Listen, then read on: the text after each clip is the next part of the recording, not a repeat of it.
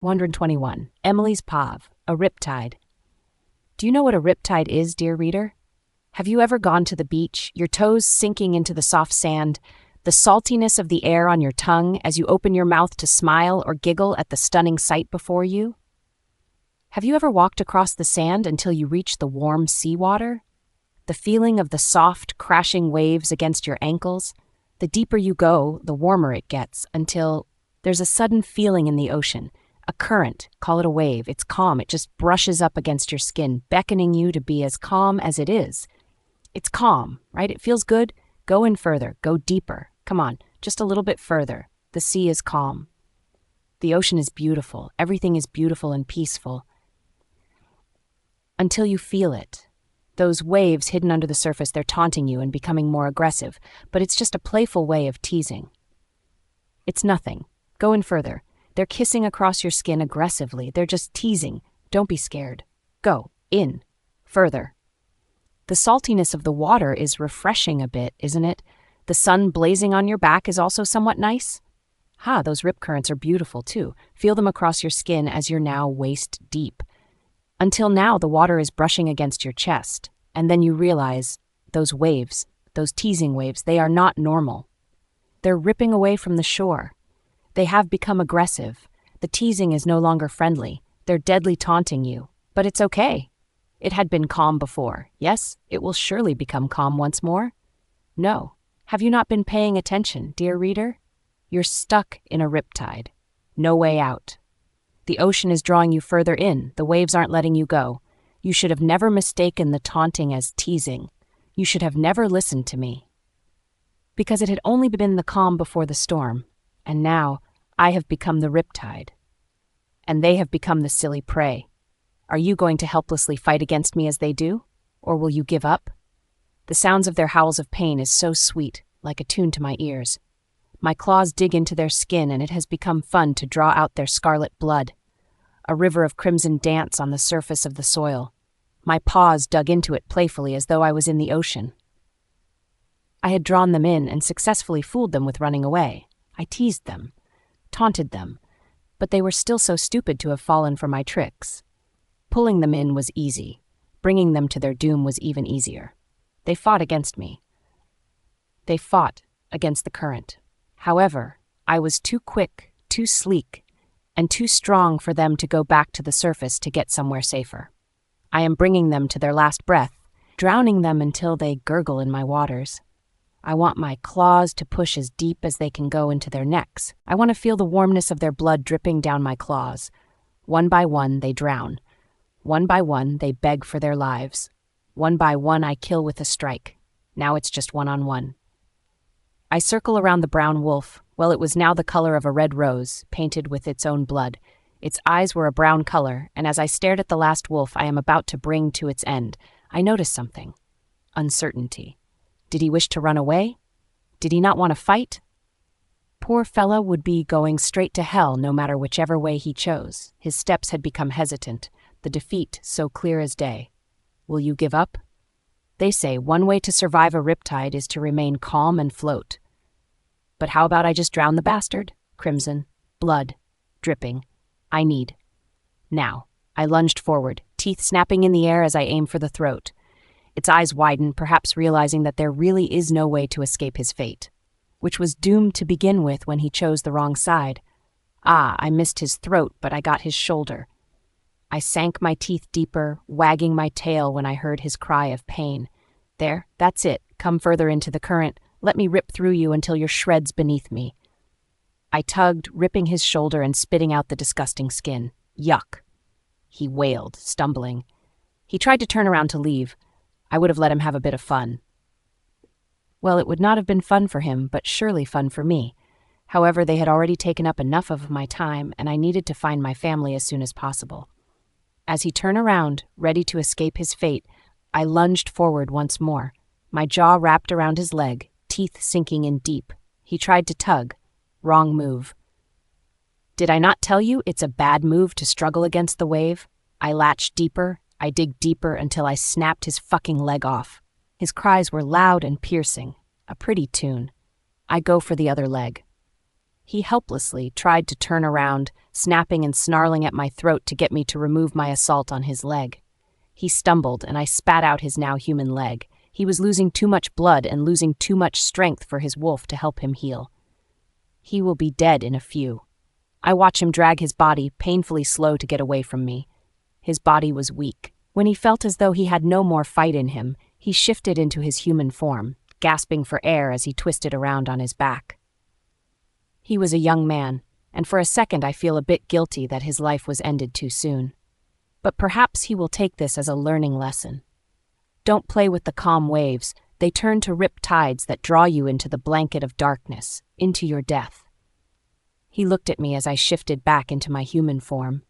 I walk up to him and the tears filled his eyes.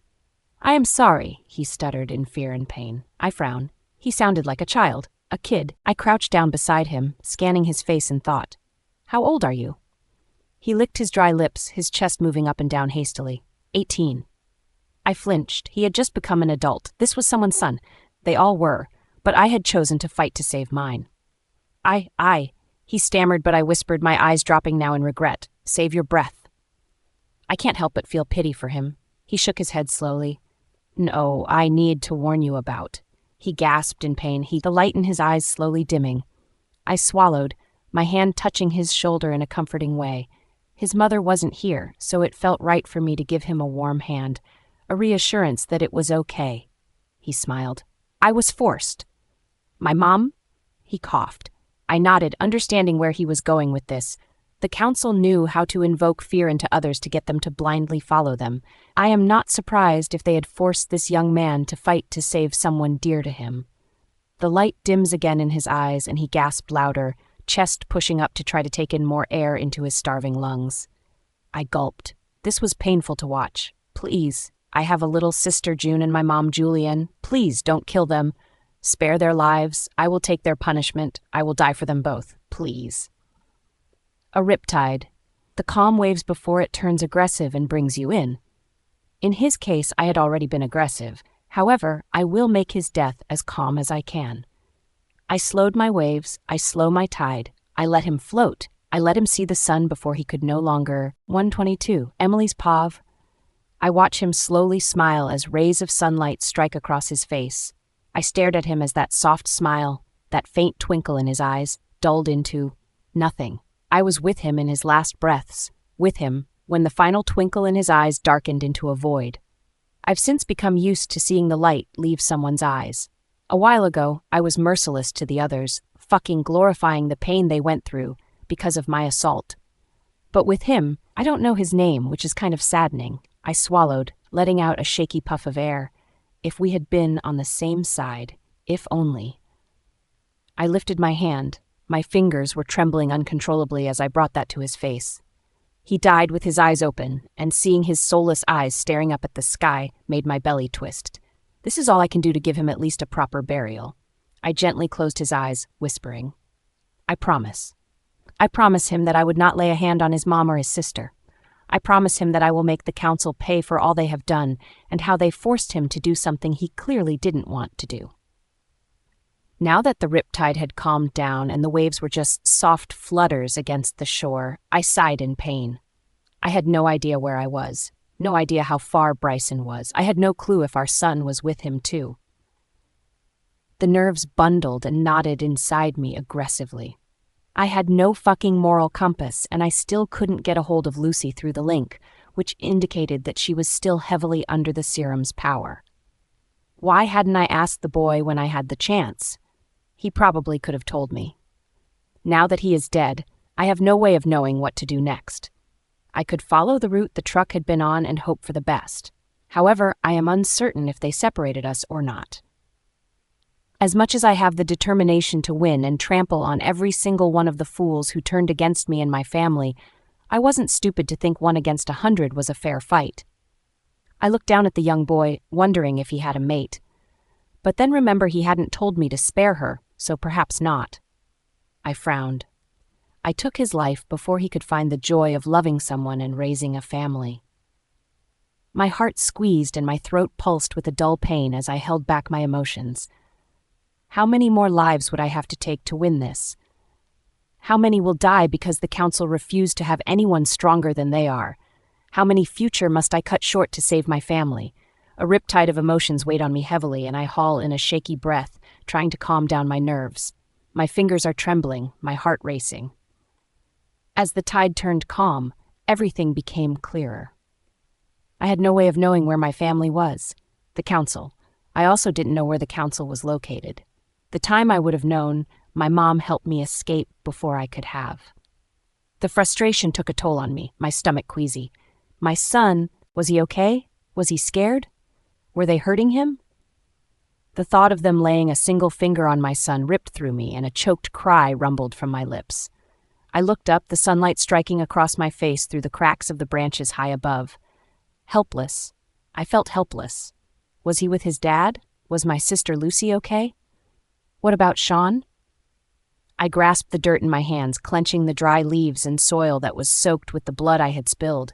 It was moist from their blood, yet felt cold as ice. Winter wouldn't be here any time soon, so perhaps their blood was what ran cold.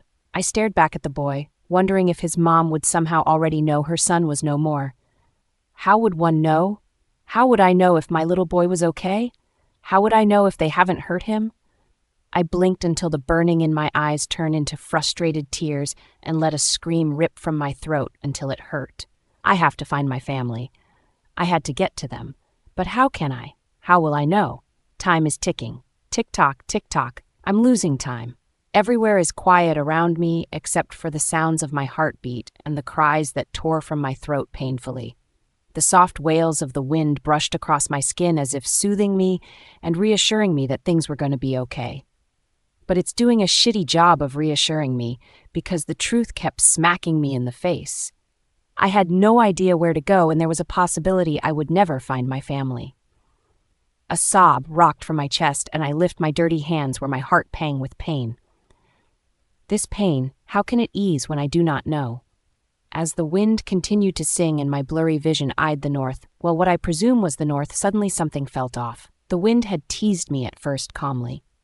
Then the whips across my skin turned harsh, as if a child trying to gain his parents' attention. Now, it had calmed down, like a riptide, the wave I had just been. Now the wind was mocking me, but for what? And then I felt it. Well, felt him. He is behind me before I can twist around. The sudden harsh wind he came with had my hair fluttering around my face. My lips part, my heart skipped, and as I looked at the tree trunk, I realized I hadn't been the riptide all along. It was Falcon. He had been the tide hidden under mine and waiting to strike. 123. Emily's Pav. The sharp plunge of his thin fangs into my left shoulder had me freezing in shock. I had failed to hear when he came up behind me, failed to have listened to the wind signals, and now I had become stuck in the tide I had once been in. His fangs were deep into my flesh, sinking so deep that I felt them brush against a bone. He clamped down harshly, making sure that I felt his attack. His breathing was loud and hasty, a sound that showed how much pleasure he got from striking me. That damn bastard snuck up on me when I had drowned out the sounds around me. I let my guard down, and now I am paying the price. Had Lucy not taught me this? She trained me to always keep my guard up and to always pay attention to my surroundings. And here I let my emotions get the better of me, and now I have been struck. I shifted, my hand coming behind me, my fingers grasping his hair and gripped tight. I groaned as I tugged hard, bending my knees and angling my body down. With as much strength as I could muster, I pulled him forward swiftly over my shoulder and made him land right on his back with a heavy thud. I could feel my warm blood drip from the wound he left behind and cursed inwardly. These were not canine teeth. These were fangs. As he landed with a grunt on the ground, his eyes, bloodthirsty eyes, pinned me. They had a glint of cruelty. Yet something odd shifted in those depths. It was cold, a cold feeling, death. He had no soul. His eyes were soulless. The light had dimmed. They were the same dead eyes I took pleasure in when I watched him take his last breath. Then how is he alive? A hybrid. He has turned into a hybrid. He smirked, his lips painted with the ruby color of my blood. I seethed, pushing out my claws to strike his face, but in a flash he is up and leaning against the bark of the tree. I stand on my legs and reach behind me to brush my fingers over my skin. The warm tickle of my blood now stained my hands. I grit my teeth. A vampire's bite will take long to heal, and since he was obviously a hybrid, it will take longer. However, things will be even trickier if he had time to push the venom vampires usually have into my blood. I glared at him and he smirked, looking careless as ever, leaning against a tree. You would have thought you'd be smarter in killing a wolf without checking if they have vampire blood in their system, he taunted. I narrowed my eyes. He had been an alpha and was now half vampire. He definitely is now stronger than Maya. I had to tread carefully. Is this what you gained to betray us? I grumble, eyeing him with contempt. To become a hybrid who may not live past 5 years? He clicked his tongue, his smirk growing as he tilted his head and stared at me with a glint of cockiness. Why, Emily? Have you not noticed? This isn't about you. It's about your mate. My brows furrowed and my interest piqued. About Bryson? He sighed, a low breath that suggested that he was tired of having to explain. You're a bit slow, aren't you? I grit my teeth, blazing shots of daggers at him. He let out a low rumble of a chuckle, the sound making the wind howl, as though it too felt sorry for me. The council promised me Bryson's pack if I helped take you two down. The bastard's smirk grew, and I felt every fiber of my being tense with fury. And you being the fool listened to them and agreed to their terms in changing you into a hybrid to appease. Let me guess. I put my index finger on my chin, feigning a thinking expression. Them, I smirked. Now that I saw the tick of his jaw showing that I hit a bullseye on a nerve, I continued to taunt him to make him see that he was the biggest fool in all of this. Look who's the biggest fool, I giggle. Do you think the council will let you rule Bryson's pack if something were to happen to him? They've already turned you into something that will perish in 5 years. Ruling a pack should be the least of your problems. He pushed off the bark, his arms folded. I agreed to be turned into a hybrid because we are the future. We are stronger than you are. Faster, more agile, and more stupid. I cut in with a faint snort. You're a bit slow, aren't you? I uttered, taunting him with the same words he had spoken to me with. Did you not hear how long hybrids live for? What pack can you rule in 5 years, Falcon? I thought I had gotten under his skin successfully, but again the riptide was unpredictable, and when I thought I had dipped my toes into calm waters, they ripped through me and dragged me further into the unknown. A smirk so taunting, so cruel, so knowing plastered on his lips. The council knows you know. I let him continue, a bit interested in knowing where he was going with this and wanting to make sure I would be able to respond correctly. They know what power a white wolf possesses. They know about the ability to turn into a lichen. His tone is soft, yet hard, as he jeered. Do you think they're going after you for years just to kill you? My throat ran dry, and I prayed he wouldn't see the tremble of my hands at my sides. He tilted his head, the smirk on his face turning more cruel. They're seeking you for the blood that runs in your veins, Emily, and if they don't get it, they will kill your family, your son, your mate, your sister. Everyone would pay the price with death. 124. Emily's Pav. The smug smirk on his lips angered me as I fisted my hands at my sides, my nails digging into my palm as I tried to make sense of what he had just uttered to me. As the words continued to ring through my head, they reeled me with anxiety. If what he said was true, would that mean that the council would kill my family if I did not willingly submit to them? The thought of my family being used as pawns in the council's twisted game made my blood boil with rage. How inhumane can you be to kill innocent people to your benefit? They'll stop at nothing to get what they want, Emily. You of all people should know that, he continued, his voice swirling with malice. And if you don't cooperate, if you don't give them what they want, they'll make sure that everyone you love suffers for it. I took a step forward, the threat on his tongue causing a sharp shiver of fear to race down my spine. My family, I had to save them. But at what cost? My blood, I started calmly. I needed to find out more information if I want to be able to bend my way through this. I needed to find a way. There was always a way. I just had to find it. What are they seeking with my blood? What do they want exactly? Falcon smiled smugly. Asking the right questions now, Emily, he chortled. I ignored his mocking tone, keeping my focus solely on extracting whatever information I could from him. I kept my heartbeat steady as I await his response. You already possess one of the rare wolves, a white wolf. And not only that, you have the potential of being the one to transform into a lichen. That blood alone is powerful, and with that kind of power, the council can't deform you into their will. However, if used correctly, the blood of a lichen can save the lives of hybrids. His smirk turned sinister, and it instantly sent a shiver down my spine. The sight of his teeth flashed with my blood. Now I understood why he was so cocky. He bit me. He snickered low tauntingly. Which means, in order for the council to successfully rule over all wolves and set fear in any pack that wishes to wage war against them, then they must create their own army to invoke fear, so that army... hybrids. I whispered, cutting in with disbelief now that things were starting to make more sense. Falcon nodded, his smug grin flashing more of his stained teeth. Now you're catching on.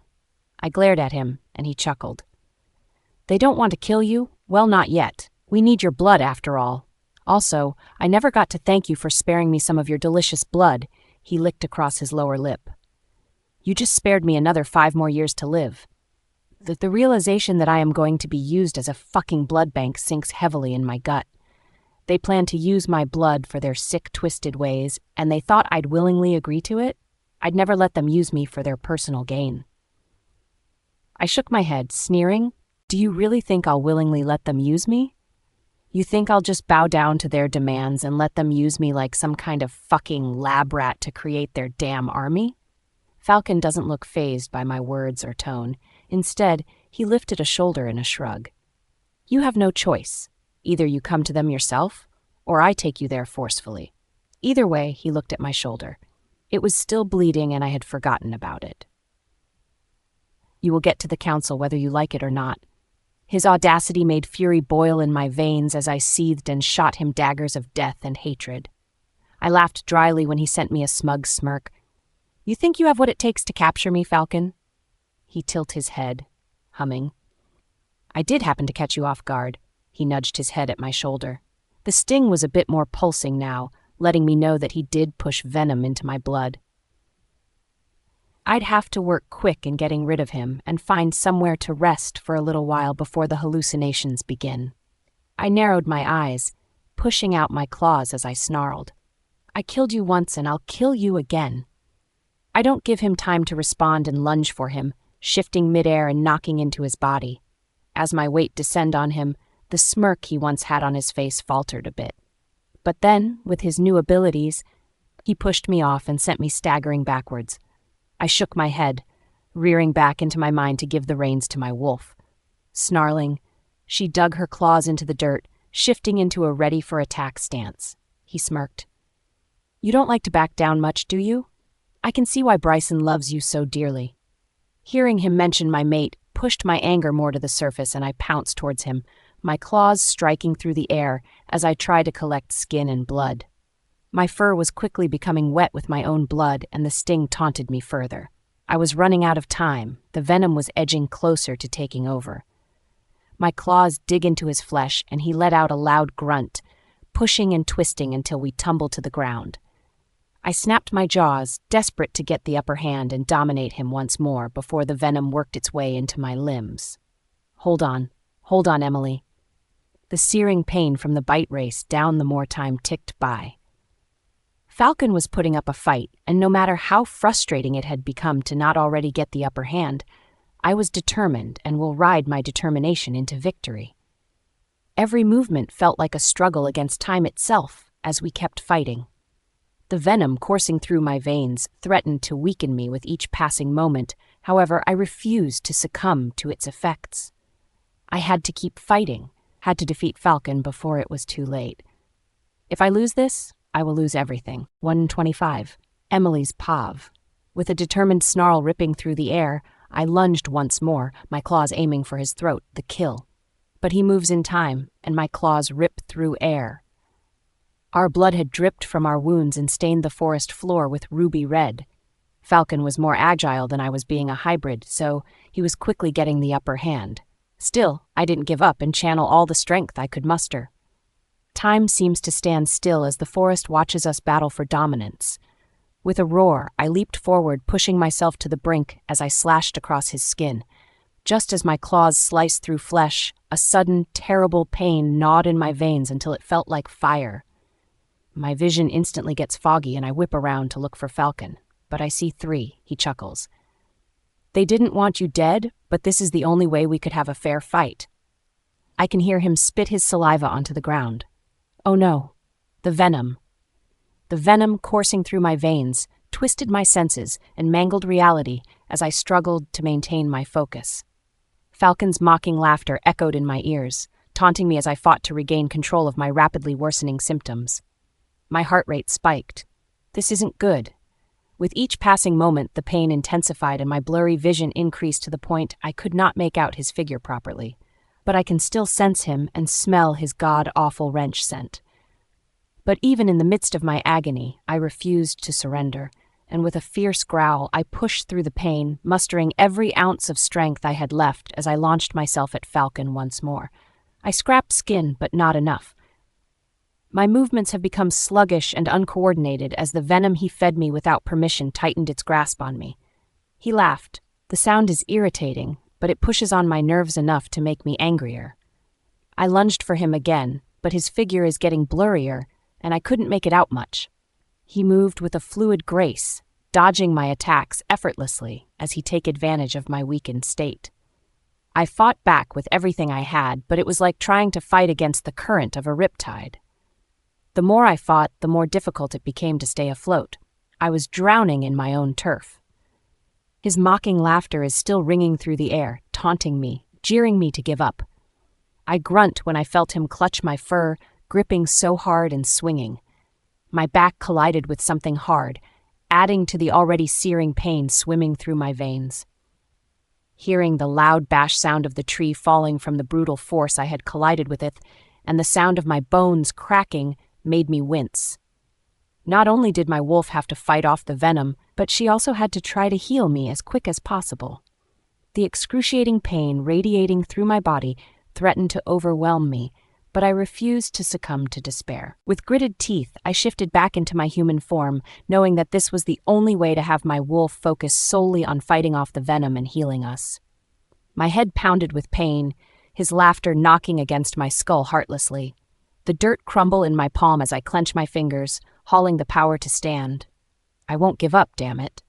I am a white wolf, Luna and mate to Bryson. I was a mother to Raiden and a sister to Lucy. I can't give up so easily. As my bones snap back into place, I turn to stare at Falcon, well, where I presume he is. Through the haze of pain and blurred vision, I focused all my remaining energy on Falcon's direction. Even as my body yelled and cried in protest, I refused to give up and have him win. "Is that all you got, asshole?" I mocked him, my claws coming out to play. His taunting laughter rang through the air like a cruel symphony. Even through his mockery, I stand tall, no matter how difficult it was to keep balance and stand upright. "Your resilience is cute, Emily," Falcon snorted. "However, the venom is quickly consuming you, and it's only a matter of time." His words had me seething, even though were nothing but the truth. I gritted my teeth against the pain and anger, refusing to let his words shake my resolve. "Maybe so," I admitted through clenched jaws, "but I'll be damned if I let you have the satisfaction of seeing me lose to a bastard like you." With a fierce growl, I launched myself at him once more, my claws extended and ready to strike through his flesh. I will not stop until he is done for good. He had to be done for good. He dodged me fluently, making me grow more irritated and frustrated. "I have to admit," he chuckled, "you're the first woman who I enjoy fighting with. Perhaps it is because your body is rather tempting. I can see why you have Bryson in the palm of your hand." His words both angered and disgusted me.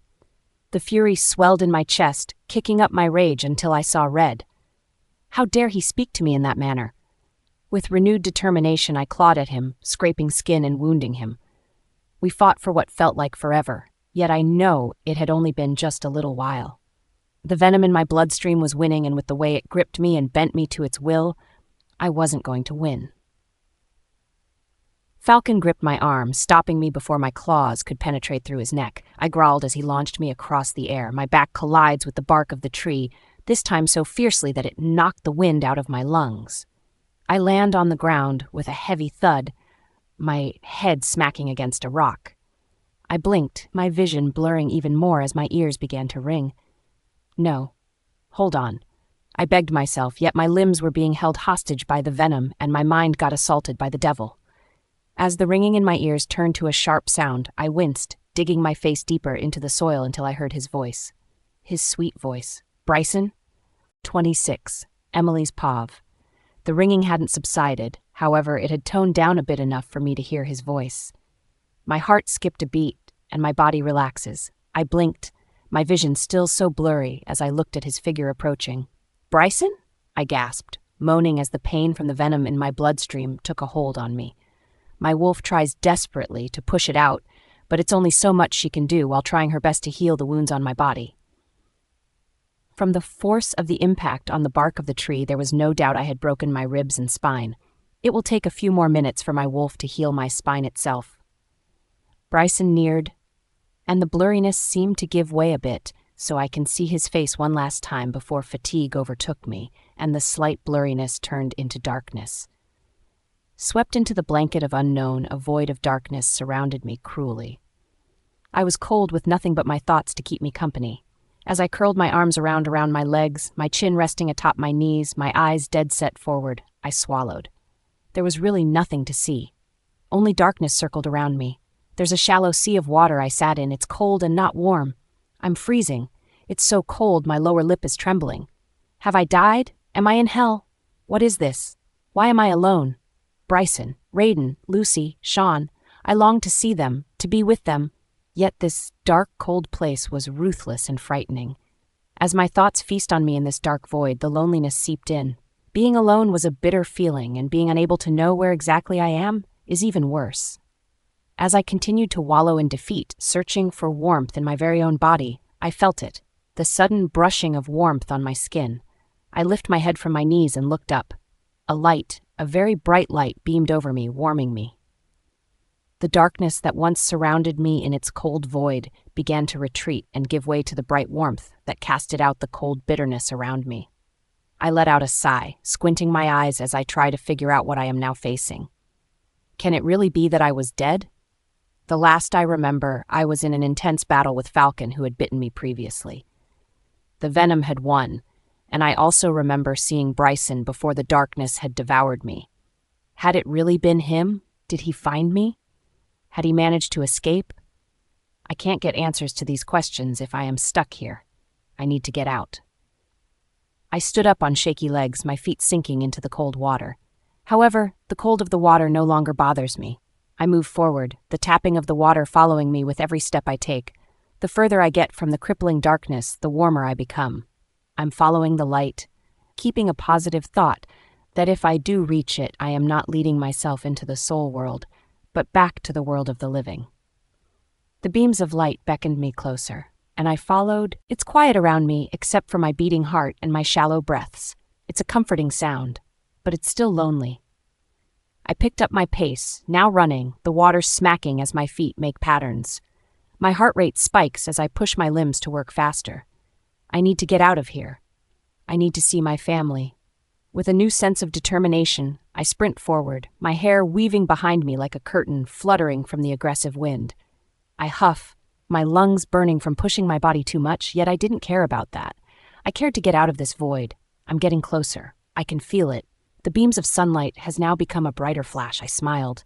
I'm almost there. It's getting warmer too. The water is also, as it ring around my ankles. However, as I almost reached the bright beam, a voice so soft yet familiar had me halting abruptly. My heart skipped and my hands shook. It's her. It's the woman who spoke to me that night, the moon goddess. Where is she? I can hear her soft, comforting voice, however, I cannot seem to spot her anywhere in this void. But I can sense her. There's something warm, like a breeze fluttering around me. Where are you? I whispered, looking around frantically. Maybe she can help. Maybe she can. I'm the void, my darling, she giggled gently. You won't be able to see me. I grow confused. She was the one who put me here. I needed to put you here to have your wolf heal you. However, the venom is a bit slow in coming out of your system and we're wasting time. You need to go back. And remember, not everything is as it seems." Her words made me grow even more confused, wondering why she always spoke in riddles. I have never been good at riddles and grew tired of them quickly. Why should I have to piece everything together? "What do you mean?" I whispered, a bit frustrated that she did not give me more information than this. A clue was not enough, a riddle not enough. I wanted to know everything. However, waiting for a response seems futile when I suddenly felt a gush of wind throwing me off balance. I'm lurched forward, directly into the light. I grasp before me for balance. However, I grasp air and manage to fall deeper into the light. I winced, clenching my eyes tightly at the assault on my vision. Everything felt so bright right now, so warm to the point it is almost burning hot. I don't know how long I had been falling, but it feels like an eternity until I felt a pressure around me and gasped. My eyes peeled open and I noted how I was no longer surrounded by the bright light or the crippling darkness. I blinked, trying my hardest to clear up my vision so I can figure out where I am. I am definitely in a room. The recess lights snuggled up on the ceiling answered this. I groaned. My limbs felt weak, far from how it felt when I was in the void. When I had been feasted on the darkness, I could feel nothing but my emotions and cold, but here now, lying on what felt like cold steel, I could feel every bit of pain. Being in a battle would do that to you. "Oh, you're finally awake." My heart skipped a beat and my mouth runs dry. He was really here. My Bryson. And as he hovered over me with a happy smile, I knew without a doubt that he was really here. 27. Emily's Pav. My heart raced. He was here. He was really here. Tears began to quickly blur my vision as I stared into his eyes, my lower lip trembling as I let out a choked, rattling sob that shook my chest. Despite the pain that still pulsed through my body, seeing him there by my side made all the pain feel numbing. I needed to see him. I needed to know he was okay. And now that I do see that he was here, I am relieved and happy. I cried, sobbing loudly. I had tried to fight for him and our family. I really did try my best. "Are you really here?" I croaked, swallowing and hoping he was not just a dream. He lowered his head, his fingers brushing my cheeks to remove the tears that spilled. "Shh, I'm here," he uttered, smiling.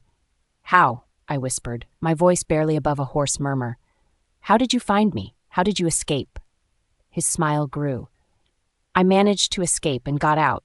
Finding you was difficult, but your scent lured me to you. I could never forget your scent," he said softly, reaching out to gently brush a strand of hair away from my face.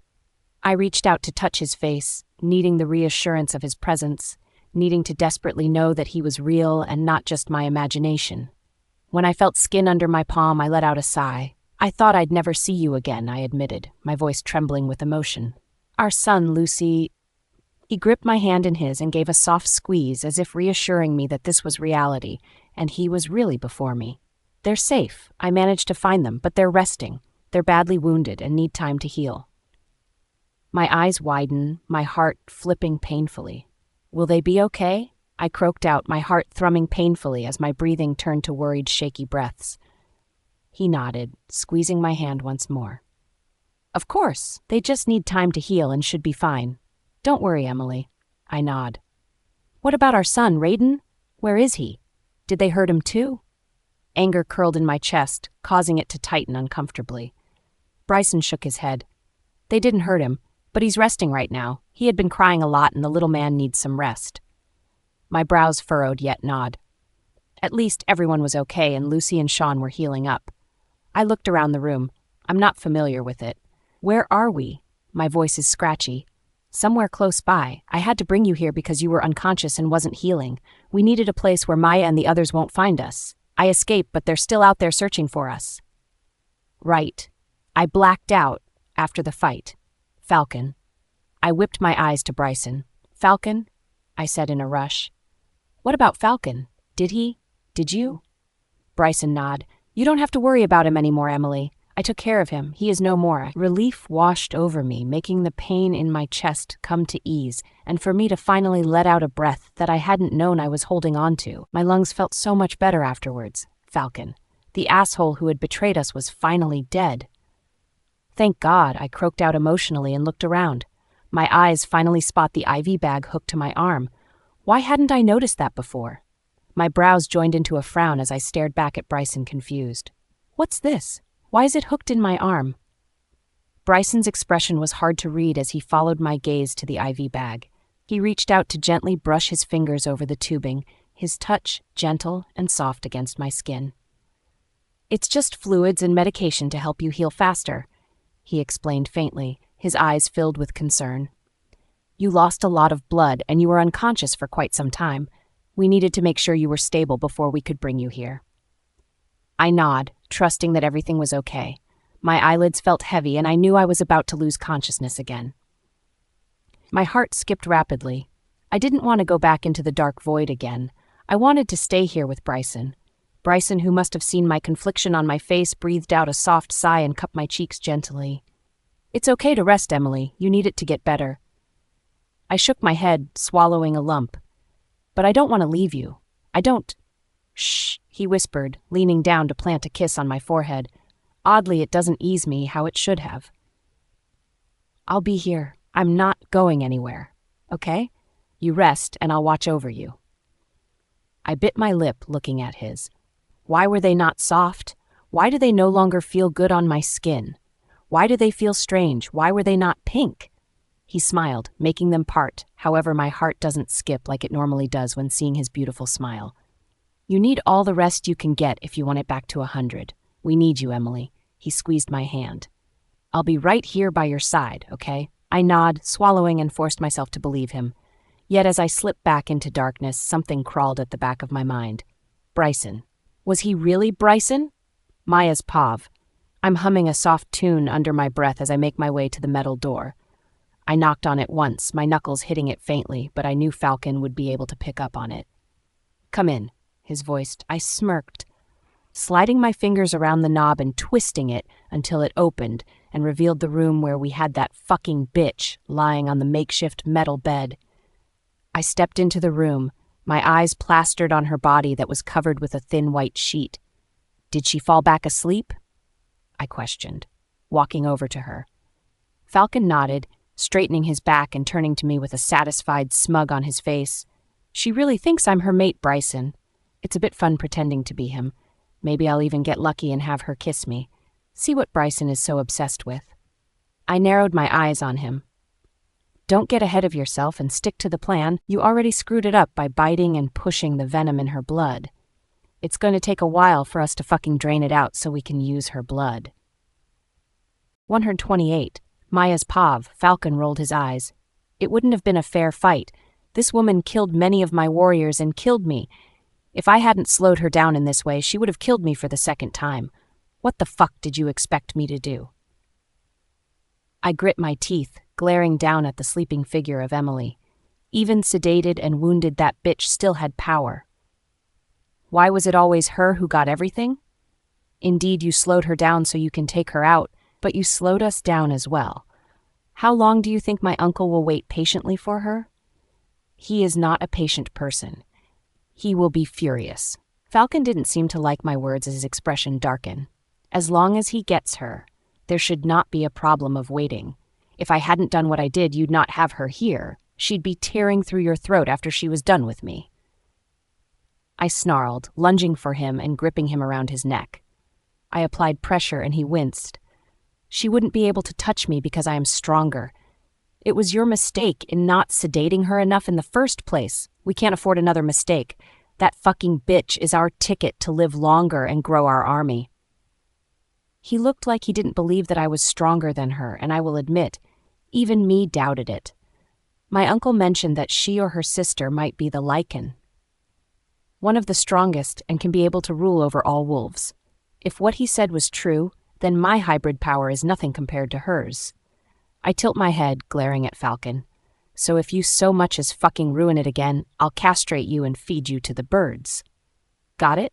Falcon eyes narrowed. You act like I'm the only one who bit our captive. What about you, Maya? Where is Bryson? You have him here, don't you? You have him also under the same fucking mind control as I have Emily. Mine was to capture Emily. What's your excuse? I dropped his neck as though he burned me and turned around, spitting over my shoulder. None of your fucking business.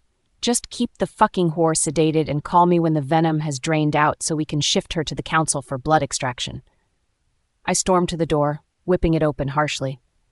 Oh, and Falcon? You don't have to give me another lecture, I know what I must do, he replied in a clipped tone. I nod, looking over my shoulder. Don't fucking screw up again. I walked out with a slam of the door, storming away to head back to the room I had him. Bryson? The other two, Sean and Emily's sister, should have already gotten to the council. Bryson's son, that annoying wailing kid, should already be there as well. However, I kept Bryson here with me all to myself.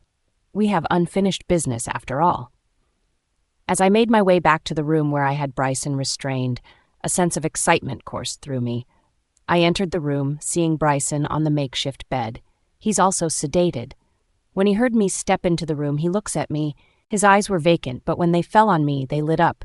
He was completely at my mercy, his mind clouded by my manipulations. I smirked. I finally had him all to myself. Finally.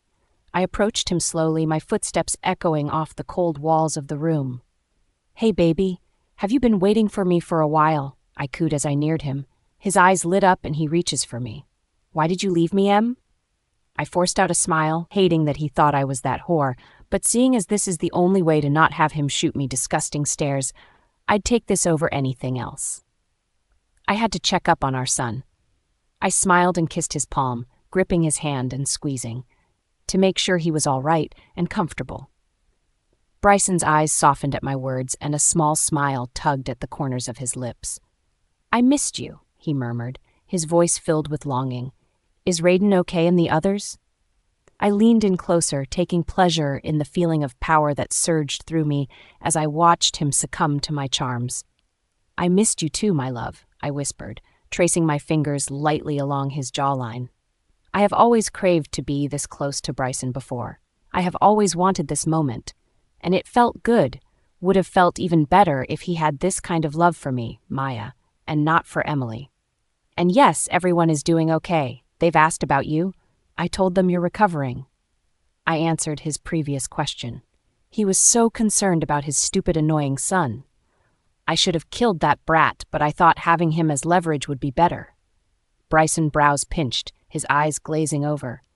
Recovering from what, Em? I can't remember being so wounded, I can't move my limbs. I shook my head, leaning in closer and planting a soft kiss on his cheek.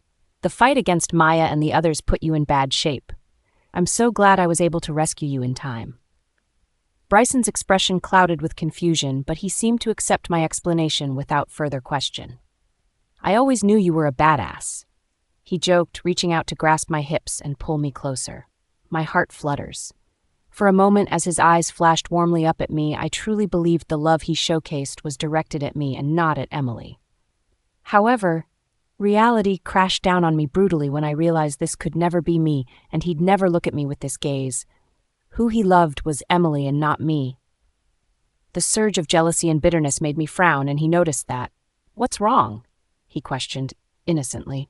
I forced a fake smile, reaching forward to brush my fingers over the vampire bite I had printed on the skin between his shoulder and neck.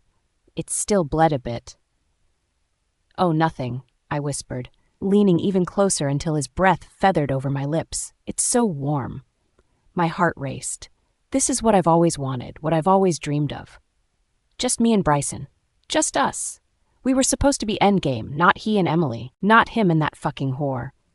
If only he had been mine, perhaps we could have ruled together.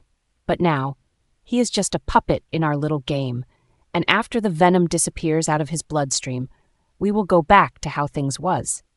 Him resenting me and me wishing things had been different. So I took the opportunity I had now, seized it with both hands as I ate the distance between us, and planted my lips on his soft ones tenderly. 129. Maya's Pav. As our lips met, I felt a powerful surge of triumph wash over me. This was my moment, my victory over Emily. It was just me and Bryson and not her. My lips on his and not hers. For just a second, I won over her. For a fleeting moment, I allowed myself to enjoy the taste of Bryson's lips against mine. How good it felt to finally plaster mine against his. How good they fit. He was mine for now. Mine. What could have been? And I stared at him in surprise at the sudden movement. It almost felt as though I disgusted him, as if he had finally come down to earth. The thought left me feeling empty and hollow, and bitter. So bitter. Bryson's eyes were filled with confusion and uncertainty as he whispered her name. Emily? His brows are drawn in a confused furrow, making him look so cute. I sighed, leaning away and straightening my spine. Even with his mind controlled by the venom, he still somehow sensed I wasn't really her through the kiss. Was she that better than me? What did she have that I didn't? I clenched my fists at my sides and forced myself to smile despite the pain of rejection tightening around my chest. Damn this whore. I think you need more rest, baby, I said softly, brushing my fingers over his skin only for him to flinch away. I frowned. Was the venom wearing off? What's wrong? I demanded, not wanting to sound harsh, but it came out just as that. I smiled to ease the tension. He smiled, but it doesn't reach his eyes. Nothing, just really tired. I nodded and leaned down to kiss his cheek and then neck. However, I got carried away and kissed lower, the scent of his blood enticing, the taste of his skin making me moan. But Bryson pulled away. I narrowed my eyes, anger coursing through me. Could he not make me enjoy this moment with him? My frustration mounted. Why couldn't he just love me at least for a little bit? As I pulled away and stared down at him, I saw the brief flicker of disgust and confusion. But I tried to act normal, although that stare unnerved me and left me bitter. He was just a puppet to get under the bigger puppet's skin. I was only toying with him for a few. Nothing much, nothing more. We could have been. That's all, we could have been. I stared into his eyes and the disgust still lingers there, making me swallow. But we were never meant to be. I smiled. Are you disgusted of maybe? He frowned, searching my eyes so deeply as though he was trying to rummage through my soul. After a pregnant pause, he finally cracked out. Of course not. Just super tired, he yawned for good measure, but I can see through it. It's fake and it's annoying. I want to strangle him for rejecting me even in this state. Too tired to kiss me? I said sweetly, tilting my head and bringing it forward, closer to his lips. He smells so good. Emily is such a lucky bitch. As my lips near, Bryson tilts his head away, making my lips touch his cheek. I seethed inwardly, irritated that even in this state, he was rejecting me all over again. I pulled away a little, ready to be bitter about it, but got surprised instead when his long fingers grasped around my neck and applied so much pressure I gasped. My eyes widened in shock and surprise as he rose into a sitting position while still holding my neck with a brutal grip. Bryson? I gasped, my fingers landing on his as I tried to pull it away from my neck. Fuck, any more pressure and he'd snap my neck. How the hell is he so strong even when he is sedated? As Bryson's fingers tightened around my neck, a bit of panic rushed through me, mixing with the pain of his brutal grip. His fingers were digging into the sides of my neck, dangerously close to ending me if he wants to. I looked at him and my entire body grows cold. His eyes, once filled with confusion and uncertainty, now bore into mine with a cold intensity that sent shivers down my spine. Did he notice I wasn't Emily? I struggled against his hold, clawing at his hand in a desperate attempt to free myself. But his grip only tightened, cutting off my air supply and sending waves of dizziness crashing over me. Bryson, I gasped, one of my hands leaving his in search of the serum I had in my back pocket. My eyes nearly bulged out when his grip became more harsh, his eyes dead and cold as he grit out and pulled my face forward. You're not her, are you? He roared, pressing until I was sure my neck would snap. I'm her. I'm Emily, I gasped. Fuck, he had such a strong hold for someone I had weakened. Where did that sudden surge of power come from? You're not my Emily, he roared with fury. My fingers fumbled to get a hold of the syringe, my fingertips brushing against the end, just as Bryson's claws pierced through my neck. I gurgle on my own blood, the pain of his claws in my neck making me cry out. I clutched the syringe and quickly pulled it out and stabbed it in his neck, feeding him the serum. In seconds his grip loosened, however his eyes are still so cold and dead. With his limbs growing weak, I gripped his fingers and pushed them away from my neck harshly. I gasped, coughing and choking up the crimson blood onto him. I grabbed my neck, moving away from him before he would reach for me again. As I leaned against the door and watched him start to lose consciousness, I can't help but feel pain in my heart, knowing even in this state, Emily had won over me. I wait for my wound to heal? gritting my teeth as I spun around and stormed out of the room, heading for the room Falcon and Emily were in. I slammed the door open, startling Falcon, who had been hovering Emily. She was still asleep. It wouldn't take a genius to know that he was about to molest her, and for a quick second I contemplated if to let him go through with it. However, since Bryson was able to tell I wasn't really Emily, it wouldn't take Emily long to figure out that she was also manipulated by the vampire venom. "We have to get them to my uncle now," I said in a rush, my chest heaving up and down in rage. 130. Maya's Pav. Falcon quickly pulled away from Emily, rapidly putting the sheet up to cover her nakedness. He turns to me, his eyes lacking any embarrassment for being caught, and they drop to the blood still stained on my neck, and one of his brows arched. "Did he get you?" I narrowed my eyes and glowered while lifting my fingers to my neck and rubbing off the blood on my skin. "Did I disturb you?" I retorted back sarcastically. His eyes hardened, and he sneered. "We are not sure if they are sedated enough to travel with." "It's not a long trip. Hurry, ready the fucking vehicle, and I'll prepare the bitch." I spat, glaring at him and daring him to argue with me right now. Falcon's jaw visibly ticks in irritation and anger, and I rolled my eyes. For an alpha, he was easily irritated. "Fine, but if this shit ends with us both killed, I'll fucking haunt you in the spirit." My lips pulled back in a snarl as I strode over to Emily while uttering, "We're already going to hell anyway. Haunting me wouldn't do shit." When he leaves me alone with Emily to prepare the vehicle, I stared down at her sleeping figure. I hated her. No, I loathed her with a burning passion. She didn't deserve all this good. She didn't deserve shit but rotten dirt. I reach out and swipe a few strands of her hair away from her face, glaring at her beautiful face that I wished I could pour acid on. I lean down, tracing my finger down her face, tracing the tiny freckles on her cheek. I loathed her. I despise her. I want her to die so badly. I clenched my fist at my side, feeling the familiar sting of envy coursing through my veins. I boiled with resentment and anger, the feelings she had always stirred. How could someone so undeserving be blessed with such a power that made the council, and even someone who is a hybrid like me, quack under the force? It wasn't fair. "What do you have that I don't?" I whispered, shooting her glares of jealousy and fury. "Why did the goddess choose you out of everyone to have this ability? You're nothing. You've always been weak."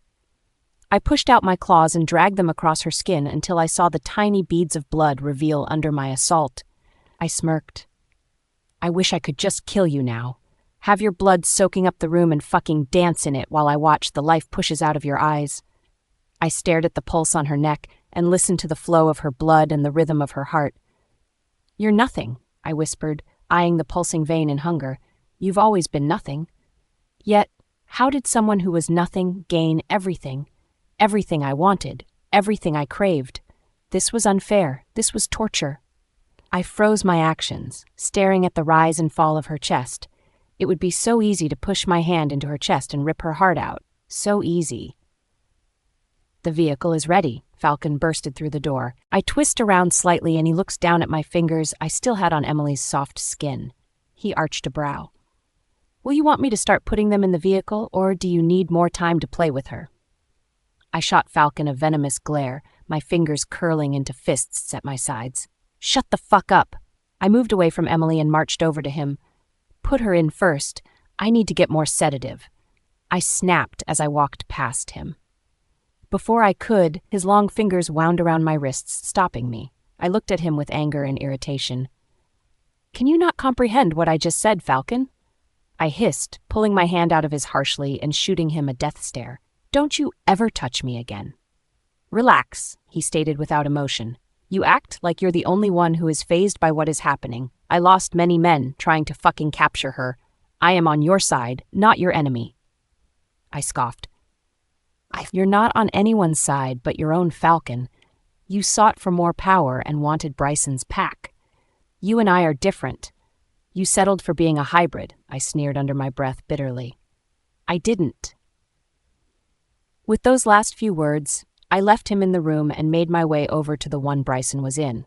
I had to make sure we had a whole lot of sedatives if we want to get to my uncle without any errors. We couldn't afford any slip-ups. Emily's power is unpredictable, and she could rouse awake any moment and attack. There was a possibility that even with both Falcon and me fighting her off, we could lose, and I will not lose for the second time. She will not win. I won't let her this time. Pushing open the door, I entered the room where Bryson lay sedated on the bed. His breathing was steady and his features seemed relaxed in the brutal grip of darkness. I moved quickly in the room, retrieving vials of sedative from the old rusty shelf. I started checking their contents to make sure everything was good. We could not risk it not being perfect.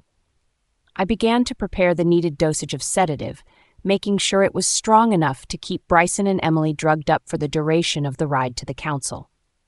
I had just been packing the sedative bottles into a briefcase when Falcon entered the room. His eyes are wide and I am confused by his sudden panicked expression. "What the hell is going on?" I blasted, irritated already by the thought of him screwing up once more. "Did you fucking screw this up again?"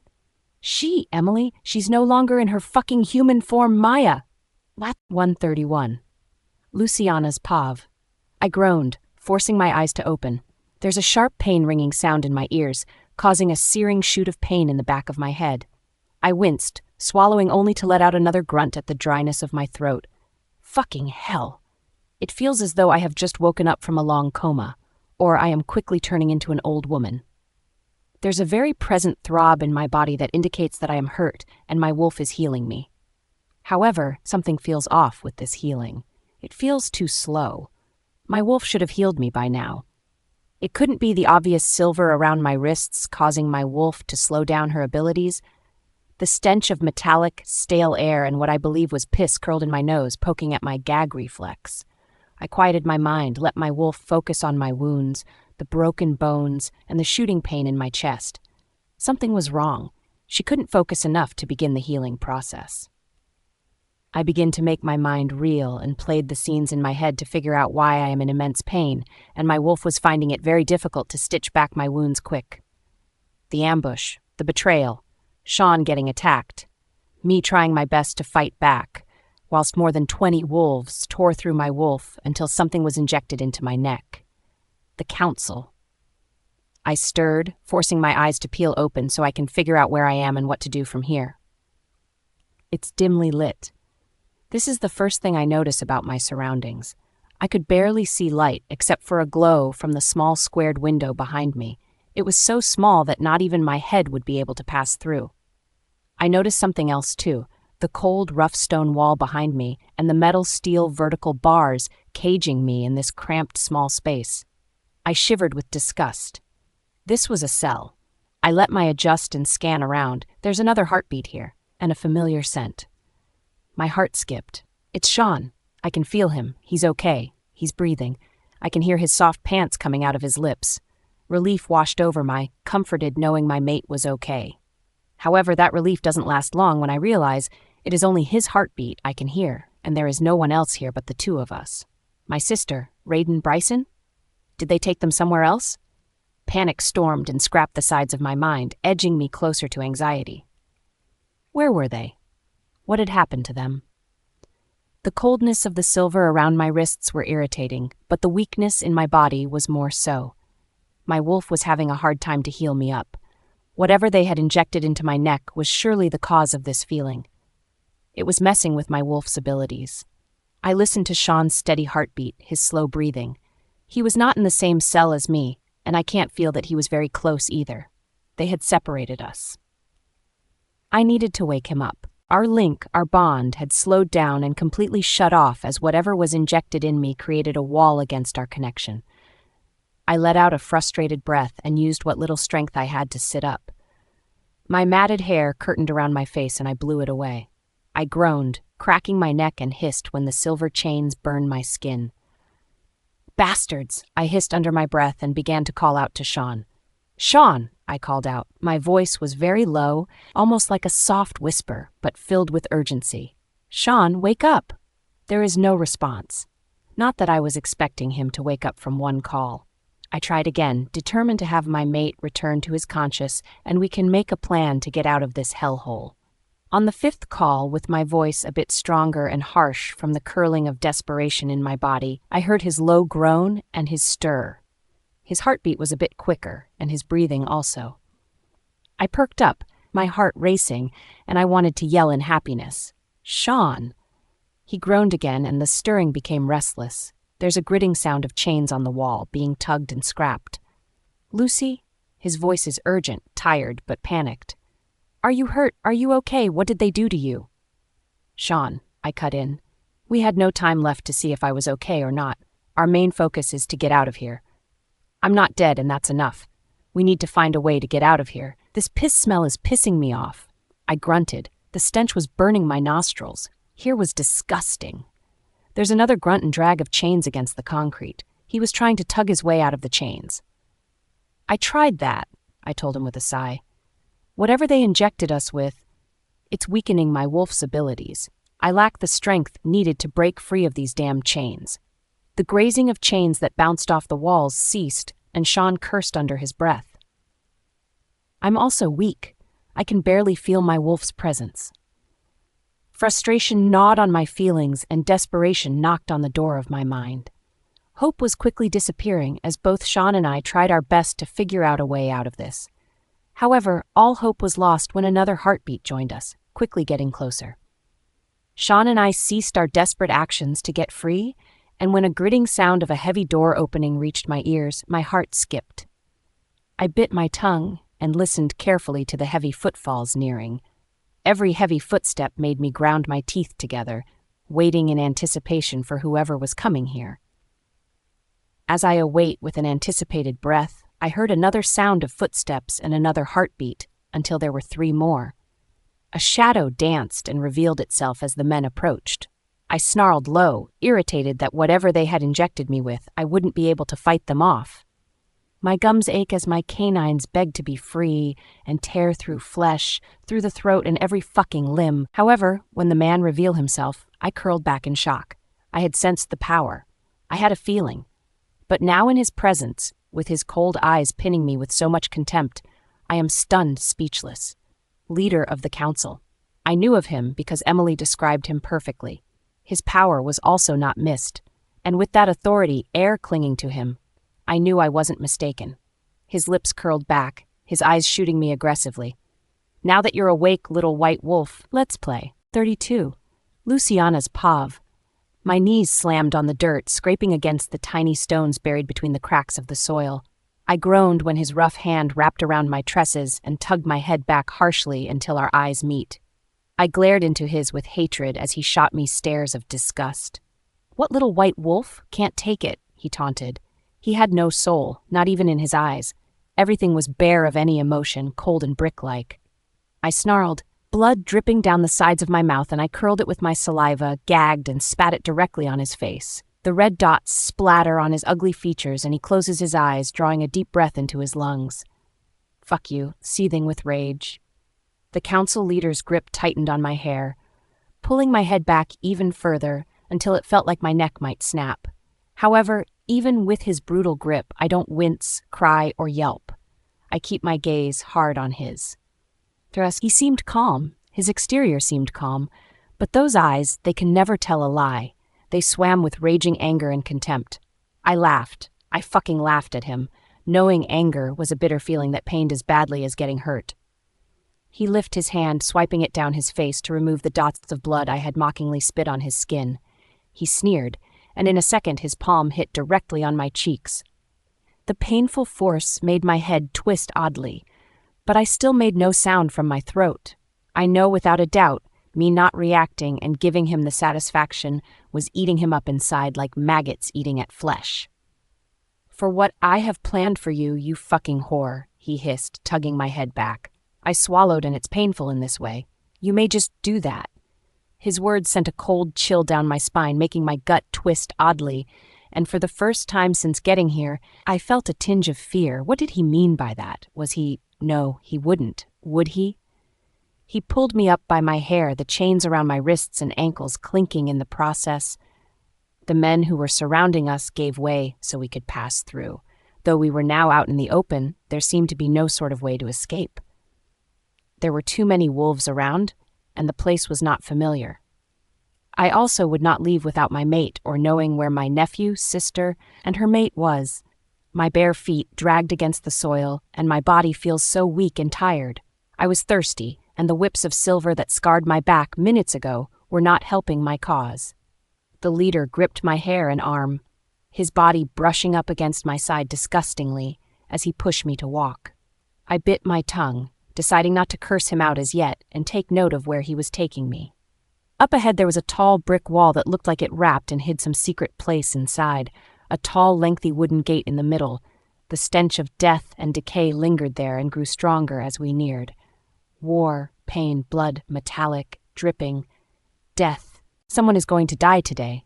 The air already revealed it. The taste was already there, mocking me, curling around my spine like a slithering snake. My heart thrums, now realizing that wherever he was taking me, I would not like it. He heard my stuttering heart, and he laughed cruelly behind me. Ah, so now the little white wolf has fear. I bit my tongue, my belly curling with anticipation as we grow closer to death. His grip around my arm turned more painful as his nails dig into my flesh while he pushed me to walk. I stumbled, gritted my teeth, and wished that stupid thing in my body would run out and give me back my control. Let's see if you can win this game or not. I would like to be entertained while we wait for your sister. He laughed, taunting me, knowing that there was no escape for me, and that he was the leader here. The men who followed us like his fucking bodyguards roared with laughter as though he had said something so funny. Despite my hope cutting off slowly, my determination to not give him satisfaction fueled me to not show my reaction to his words. I pressed my lips into a flat line and just wait. Wait for what I had to face. Wait for the hell that would greet me with a cruel smirk. Wait for the coldness that will grip my heart. And wait for my death. As we reached the gate, it takes 3 of the bulky men to push it open. It creaked open with a loud groan and revealed something that reminded me of a stadium or a horse race. I used to always sneak glances at the television when I went into the village. I'd see men on horses, racing. It was entertaining, but of course I could never stay long to see who had won. But this in front of me was clearly no horse race. It was of course strictly dirt with chairs for spectators, but there were no horses. There were just me. I am pushed roughly in, the chains clinking as I stumble forward and catch my fall on my hands and knees. He laughed behind me. Already on your hands and knees for me. His words sent a shiver of disgust down my spine and my throat swam with vomit. I rose to my feet quickly and heard the groan of the gate being closed. I looked ahead, trying my best to seem unfazed, but spotting the fresh paint of blood on the dirt made my gut twist. This place reeked of death.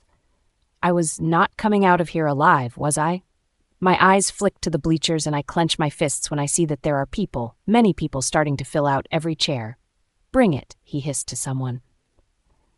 A second later, I felt a piece of cloth covering my vision, and all I could see was black. I can hear shuffles and sounds of people speaking, whispering among themselves. Some laughed, some spoke of something I did not know, but I felt helpless not being able to see.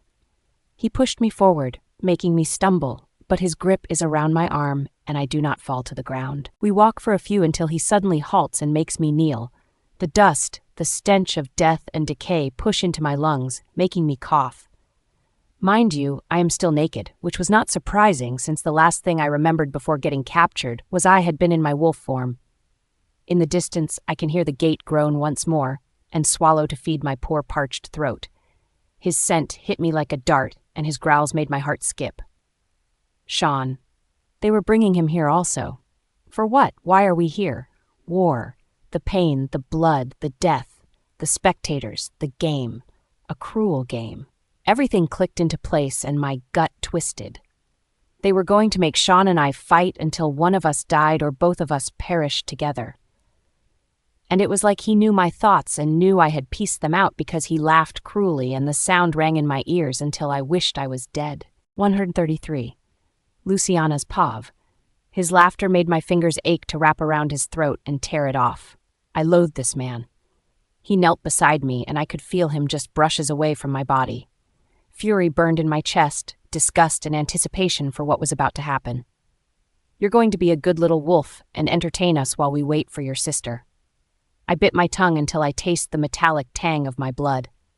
I curled my hands into fists, the stinging of the silver, a reminder of the chains wrapped around my wrists to keep me trapped. I felt the shift and movement around me before the cloth blocking my vision was roughly untied and pulled down. I kept my eyes closed shut for a few, afraid to see how they had Sean. I can hear his growls, him calling to me, him telling them to let me go, and he'd take both our punishments. A tear slipped from my eye, and the council's leader laughed cruelly behind me. "Those tears won't help you," Cyrus mocked, gripping my strands, his nails biting into my scalp as he forced my head back so the sun beat directly on my face.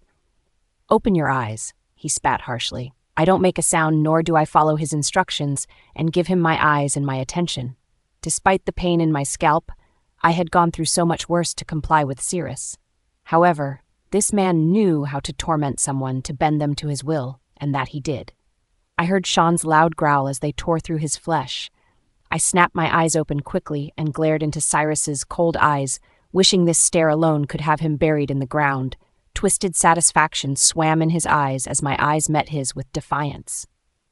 "You won't break me." I spat, the first words I had said to him in a minute.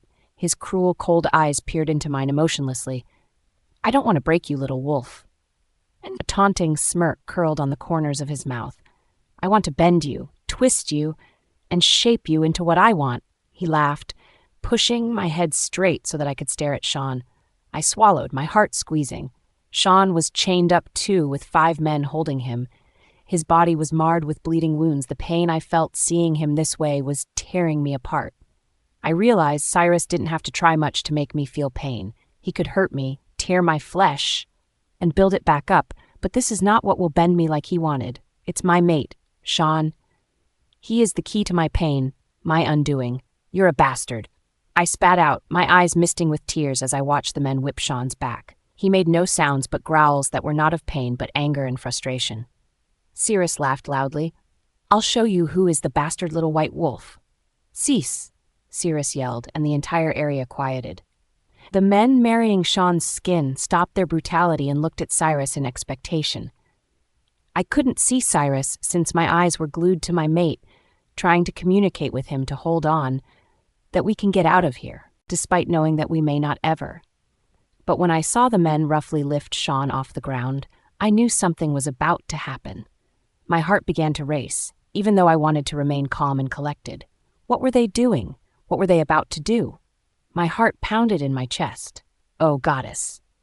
You were tough just a minute ago," Cyrus snorted, crouching beside me once more, his eyes on Sean too. They're bringing two to the side, practically dragging him as he tried to fight them off. My heart froze when I saw where exactly they were bringing him, a silver blade, a wooden guillotine. "No," I croaked out, knowing what this thing was meant to do. "Please," I cracked, my heart hurting as I watched them roughly push Sean to the guillotine. He tries to fight back, but of course he had no full control of his body as yet. Tears flowed down my cheeks and my lower lip trembled. "Stop!" I screamed. It's loud and tearing from my throat. A cold chill raced down my spine when all the spectators burst out in laughter. They loved seeing this. We were their entertainment. "Stop!" I screamed louder. "Leave him. Release him." I push forward, trying to go to Sean, but Cyrus holds my chains and tugs me harshly back. I fall on my bottom, screaming and yelling for him to let Sean go.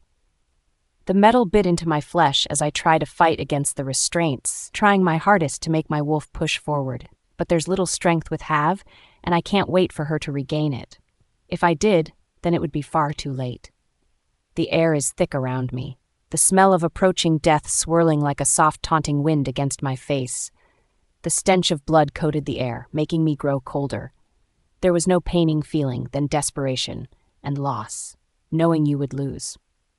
"Take me," I cried out as I watched them force Sean to his knees, his blood from his opened wounds soaking the dirt beneath him. As they positioned him beneath the guillotine, my heart clenched with a mixture of fear and desperation. "No, no, goddess, no. Take me instead," I screamed my cry, making the crowd boom in laughter. They erupted into cheers, our pain, their joy, their entertainment, their fucking TV show. Pain wretched me, and I cried louder. "Replace us. Let me take his punishment instead." "No, don't listen to her," Sean blasted. "I will take it. I will take it. Just free her." However, his and my cries went on deaf ears, and as they lifted the blade above Sean's head, I screamed, my heart about to rip out of my chest as the silver flashed in the gleam of the sun. Every heartbeat echoed in my ears, each pulse pained me beyond imagination. I clenched my eyes tightly, afraid to see what was about to happen. I could not face it. "Please," I pleaded, my voice cracking with desperation, "don't do this." The laughter around me ceased not, and intensified mockingly. I heard the sharp blade, heard it descend, yet when the air stills, it also freezes. "Cease," Cirrus yelled, and the air grew cold. I am afraid to open my eyes, afraid to see if they had gone through it, and it had only been my imagination that heard Cirrus stop their actions. But then I felt Cirrus's lips close to my ear. "Want to save him, little wolf?" he taunted.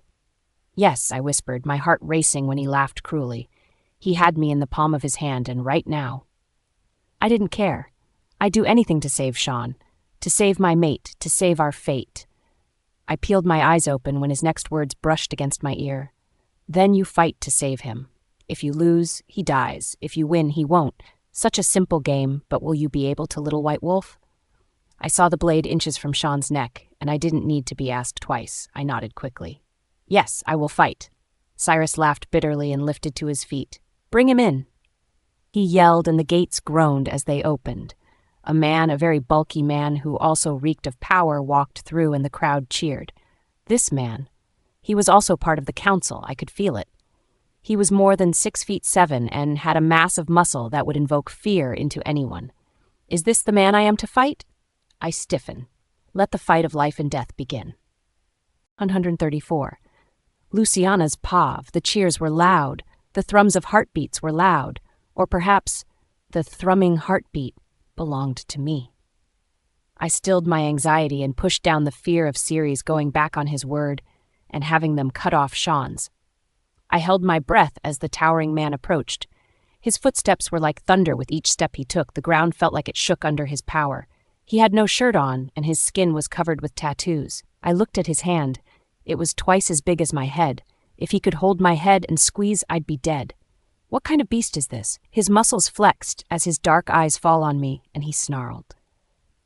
It didn't matter how big he was. A beast always had a weakness. Mine was my family, and now my mate whose life depended upon me to save him. I glanced over at him. His eyes are pleading with me to not fight. But how can he ask this of me?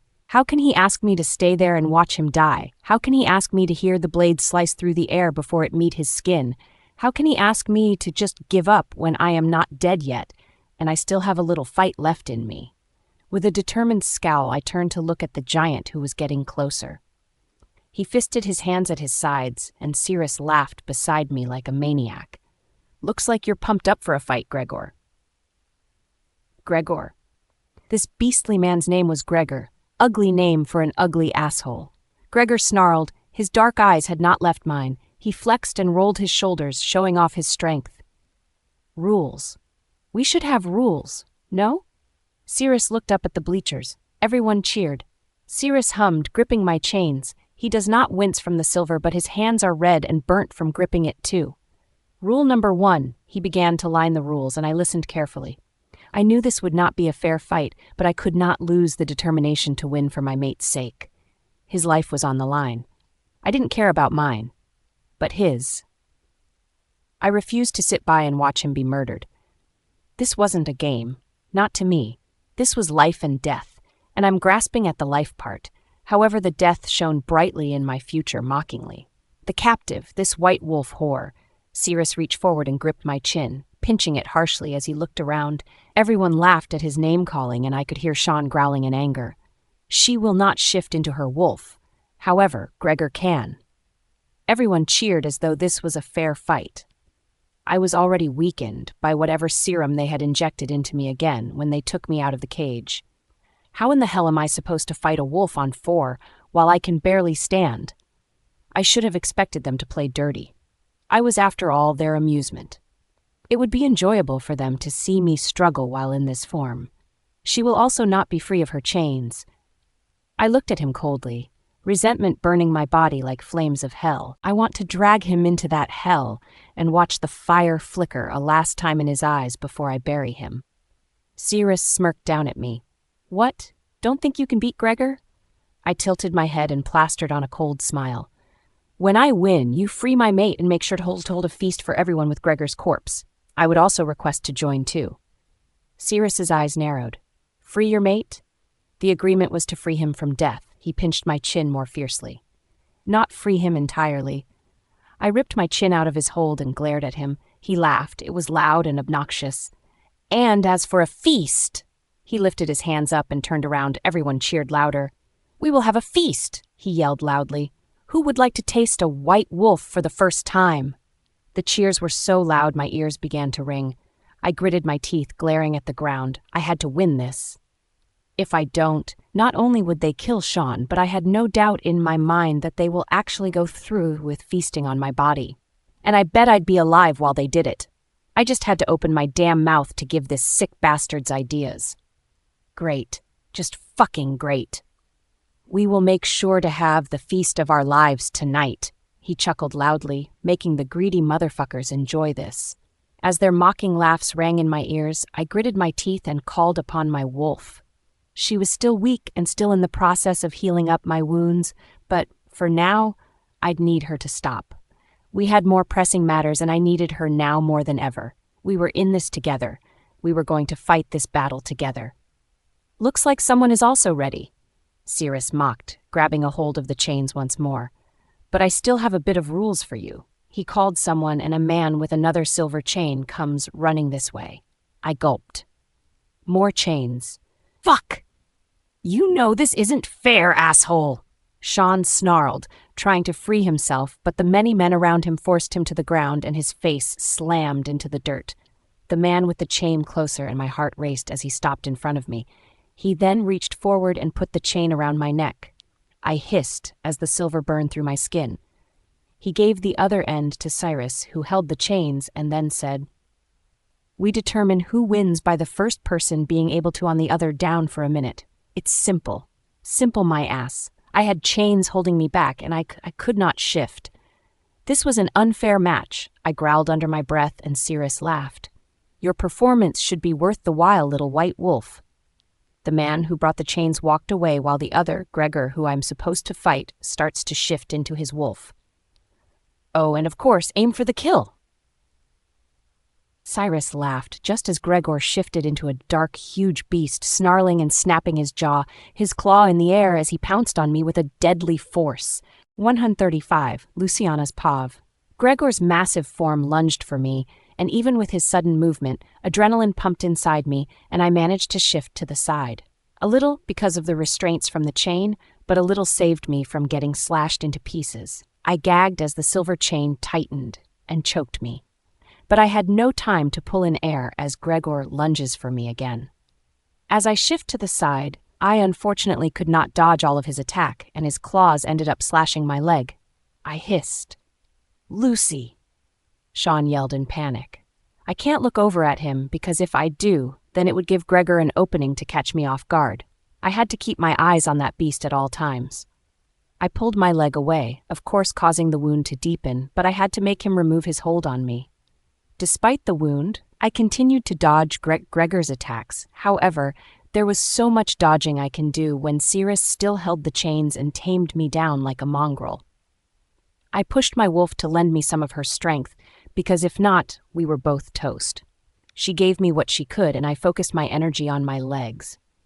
Even though they were bound, they were the quickest part of me, and also were not bound together, so they were more flexible to attack. As Gregor makes a move to attack me once more, I push out my claws on my toes and swung my leg in the air, slashing at the air with precision. The satisfaction of feeling my claws slicing through skin was short-lived when I felt a harsh tug backward, and I am dragged back by the chains. My hands clamp around the one around my neck, wheezing as it choked me. That asshole! Lucy! Sean yelled. Fuck! Give up! Goddammit! Shut up, you ass. I love you, don't you see that? I'm trying to save you. Of course, I do not say this aloud and try to pull air into my starving lungs. That silver is going to leave a mark on my skin for sure. I cursed in my head inwardly when I saw the wound I had inflicted on Gregor heal back up quickly. This was not fair at all. I needed to think of a way I could win this. Even if the odds were not in my favor, I had to try. Mine and Sean's life hung in the balance. Cyrus laughed, making a sound with his mouth as he mocked me. It was a sound one does to their puppy, for the puppy to obey. I gritted my teeth, the urge to kill strong, yet I knew I was too far weak now to even think about attacking everyone. If I had more time to heal, if only, then I knew without a doubt I'd be able to take down a lot of these council members. The only reason they had won last night was because they went low by sneaking in. If I wasn't caught off guard and looking over my shoulder every second to check if Sean was okay, then they'd never had a chance. The crowd booed. Not that I fucking cared. Screw them. Not all were council members, but wolves from other packs. If they didn't have their tails tucked in their ass and had a backbone, perhaps they'd stop that cringy show of showing Cyrus that they approve of what he was doing. Those cheers, those boos, all were a facade. I could see their fear and smell it. They had no choice but to bow to Cyrus, no choice but to comply and make him treat them like a dog. Not me. Never me. I rather give it my all than to die here without trying and bowing down to a man who thought he was everyone's superior. As Gregor glared at me, with a promising death gleaming in his eyes, I didn't flinch, my heart didn't skip, and I feel no fear. Instead, determination. Determination pushed me forward. And as he pounced forward, his sharp big teeth aiming for my throat, I shifted on my back and kicked up my legs, my claws aiming for under his belly. As he is above me, claws and teeth aiming for my death, I am beneath him, aiming for his. I snarled as my claws meet his belly, the warmness of his blood soaking and trickling down my legs like a river. I dug in deeper, snarling louder in satisfaction when I heard his yelp and feel when I dig deep enough to feel his intestines. The taste of victory was so close, within reach as Gregor recoiled in pain. Blood and crimson dripped from his mouth and landing on my face, turning my vision red. His snarls turning to whimpers as my claws tore through his flesh.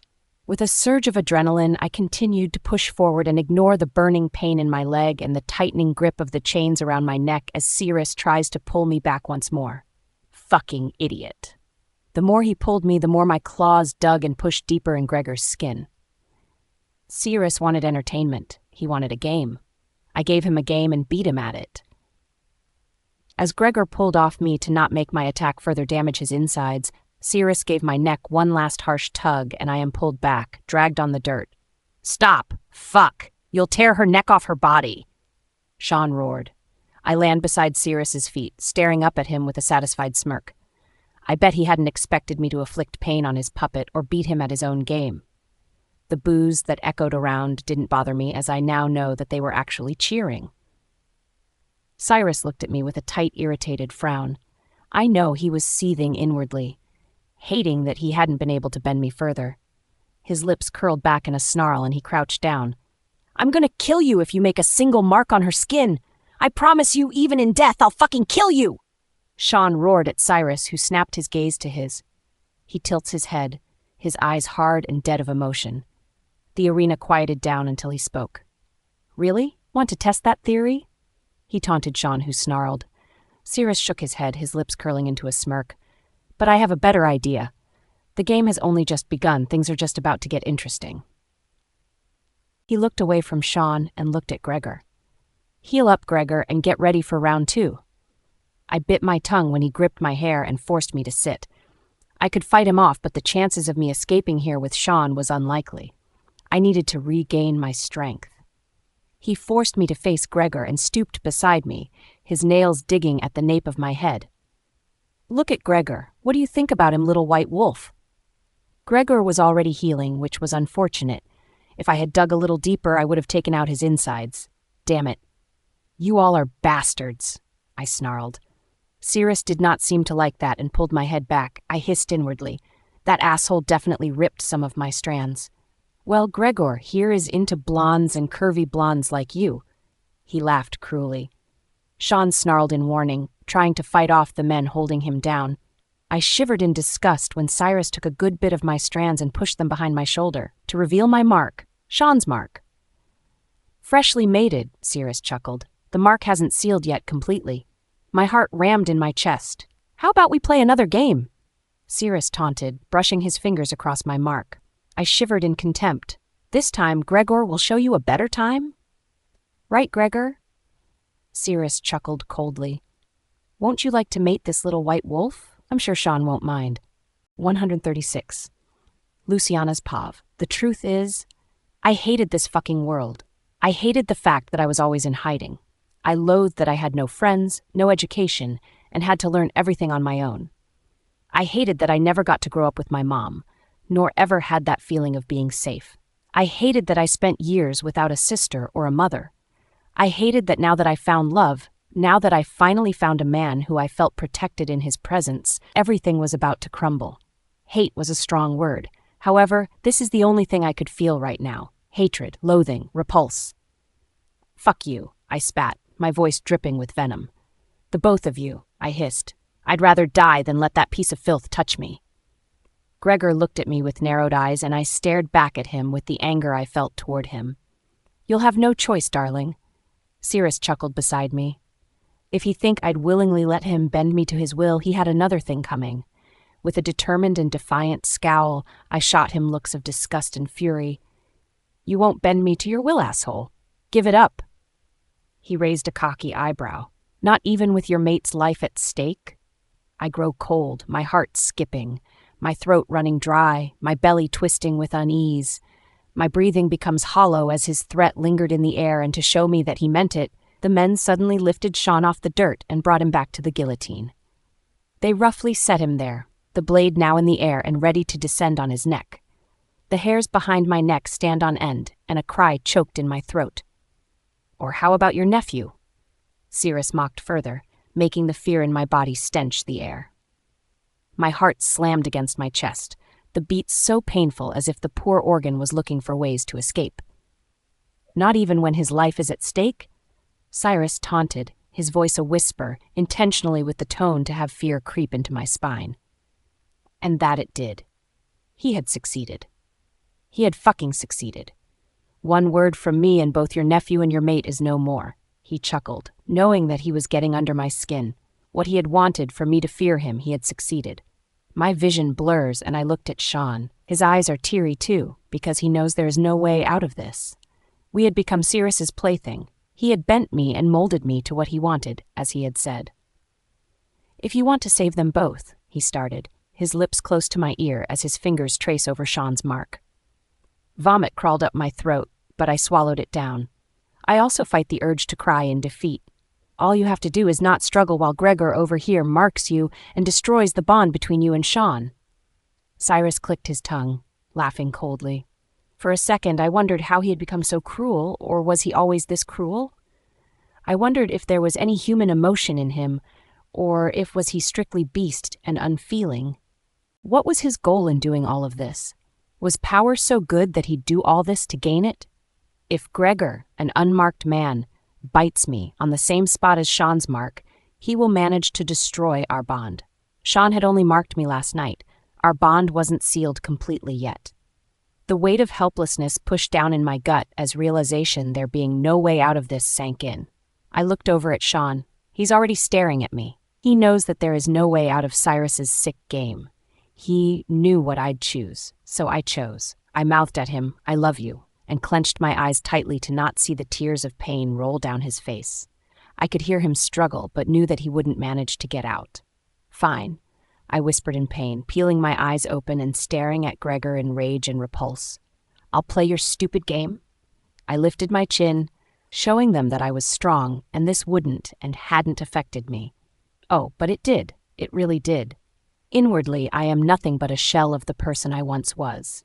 However, my mate and nephew were all that mattered. My chest heaving as I took in a breath, I whispered, "I won't give you the satisfaction of seeing me cry." Cyrus laughed, tugging my head back as he motioned for Gregor to move forward. Gregor had now shifted into his human form and was naked as the day he was born. I wanted to barf. "Don't worry, seeing your mate cry was enough for me to be satisfied," Cyrus whispered cockily, his disgusting hot breath fanning against the shell of my ear. His words made me furious, but I bit it down. Cyrus let my hair go but still held my chains as a precaution to make sure I did not escape. Gregor kneels in front of me, and I can hear Sean's possessive and angry growls grow louder. I stared into Gregor's dark eyes coldly, making sure he knew how much I loathed him with every single part of my being. He smirked, and the heat that swirled in his eyes made me feel sick to my stomach. As he reached for me and lowered his head, the wave of vomit quickly crawled up my throat. The taste is bitter and feels like acid. He leaned closer, his stench making me gag, his big hand gripped behind my neck as he forced me to tilt my head so his ugly face could cuddle between my head and shoulder. "Don't you dare!" Sean roared, his beast voice now stronger. However, Gregor doesn't pay his warning head, and his lips touch where Sean's mark had been tattooed on my skin prettily. The surge of vomit tickled up higher, and my head pounds with a migraine as I force myself to not black out. Then I felt it, his sharp canines piercing right where my mate had lovingly marked me last night. Whilst Sean was sweet and gentle with me, Gregor pushed his canines into my unwilling neck and destroyed my bond with my true mate instantly. The roars of Sean, once were filled with fury, are now nothing but wails of pain. 137. Luciana's Pav. Gregor's teeth sank deeper into my skin, severing the bond Sean and I had shared.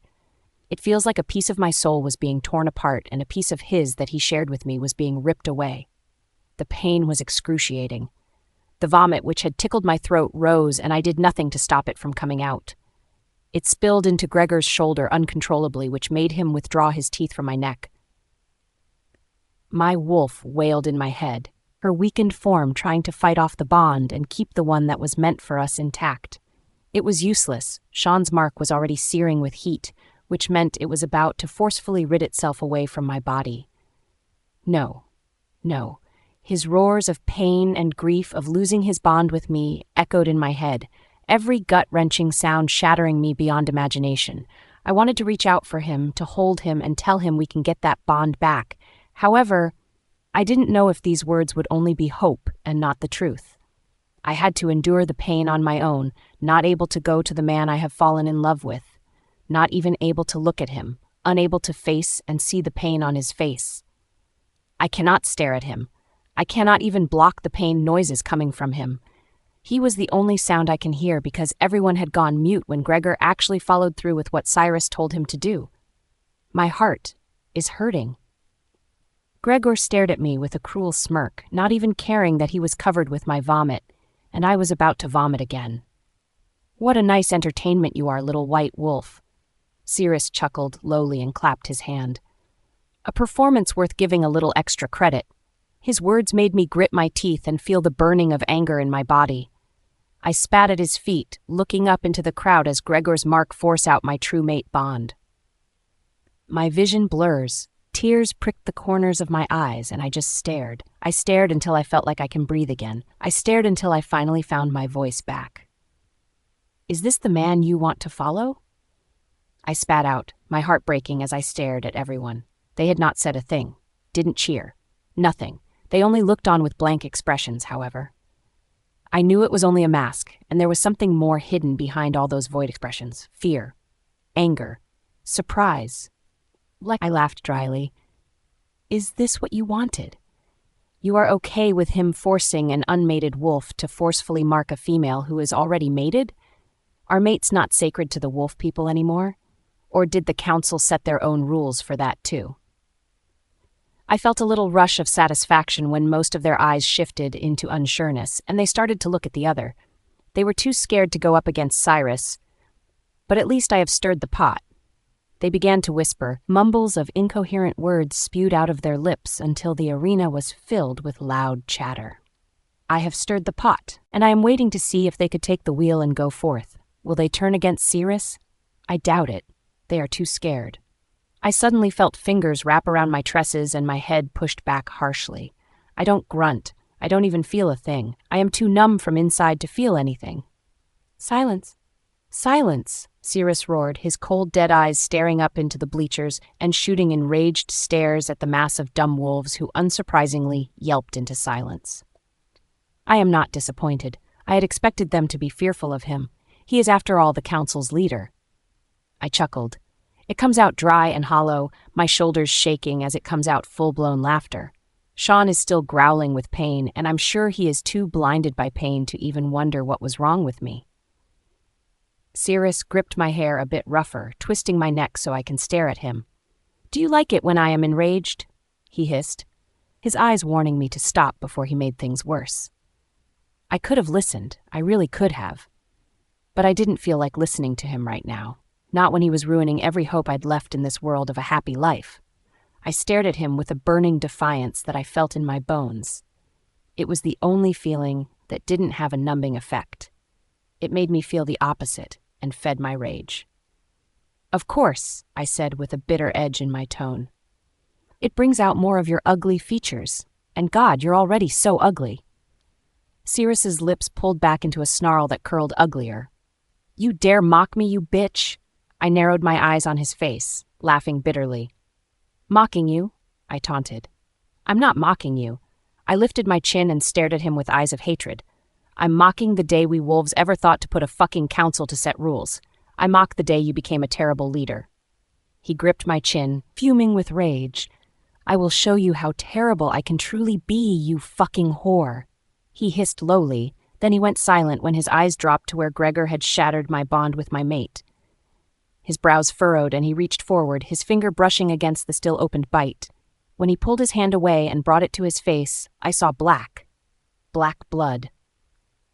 "Your wolf is rejecting the bond between you and Gregor," he said more to himself. I looked at him coldly, a sneer on my face. What did you expect? For her to give in to someone other than her mate? Cyrus shook his head. "You do know what this means, right?" "Of course I do. I can feel it. She's using all her last strength to push out a mate bond she doesn't want, which means she is killing us both in the process. She'd rather die than be mated to Gregor." 38, Luciana's Pav. I laughed coldly. "I do not fear death, Cyrus."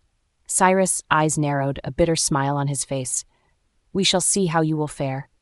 He dropped my chains and looked at Gregor. "Take her back to the dungeons and separate her and her ex-mate far from each other. Let her die in agony, knowing she would not see his face or touch him one last time." "I am mated to her, Cyrus," Gregor said, staring at his mark that had not formed yet. My wolf was rejecting it, and the only thing coming out of his forced mark was black blood that looked inky. If she dies, I suffer as well. Cyrus makes a ticking sound with his tongue hitting the roof of his mouth. "You aren't mated to her fully yet. Her wolf is rejecting you. If this was affecting you, you'd be crumbling in misery. It's hurting him," Cyrus points at Sean, "because her bond with him isn't fully broken yet. Her wolf is pushing out yours, blocking yours." "If she dies," Cyrus snorted, "you will feel nothing." Gregor looks down at me, a frown marring his face before he nods. "Take her to the dungeons and remember to keep the two apart," Cyrus demanded. Gregor moved forward and gripped my arm, pulling me up to stand forcefully. I snarled, hating his touch. 2 other men walked up to us, both on my sides, and of course to make sure I will not escape. Gregor's grip is ruthless as he started to push me forward, dragging me away from the arena. I looked back at Sean, his angry and frustrated eyes pinning me down. I tore my gaze away and let Gregor drag me. "I die. I will die. My wolf was killing us both, and that's okay." I heard the rustle and the shift behind us as the other men beside Sean made him stand. I knew he was struggling against them. I can hear the clinking of the chains. Entering the cold cell once more was better than being out in the open and looked upon as a circus animal by everyone. I welcomed the cold cell and the peace of mind with it. Gregor pushed me into the small dark space, and I fell on my knees, scraping my skin on the uneven concrete floor. I looked up, sensing his stare. "You would not have been dying if you had accepted my mark," he said with a cold edge in his voice. I cracked a grin. "I rather die than be mated to filth." He snarled, storming over to me and gripping my neck, not caring about the silver that will hurt us both. I looked at him with a defiant fire in my eyes. "I could make you submit," he roared, bits of saliva from his mouth flinging onto my face. "By forcing me?" I taunted. "No wonder you've never been mated before. You're a filthy man." Gregor's grip around my neck turned brutal until he was cutting off my airways. He brought my face closer to his eyes narrowing down on me with anger. "I'll show you soon how filthy I can be." He pushed me away from him, causing me to fall on my back.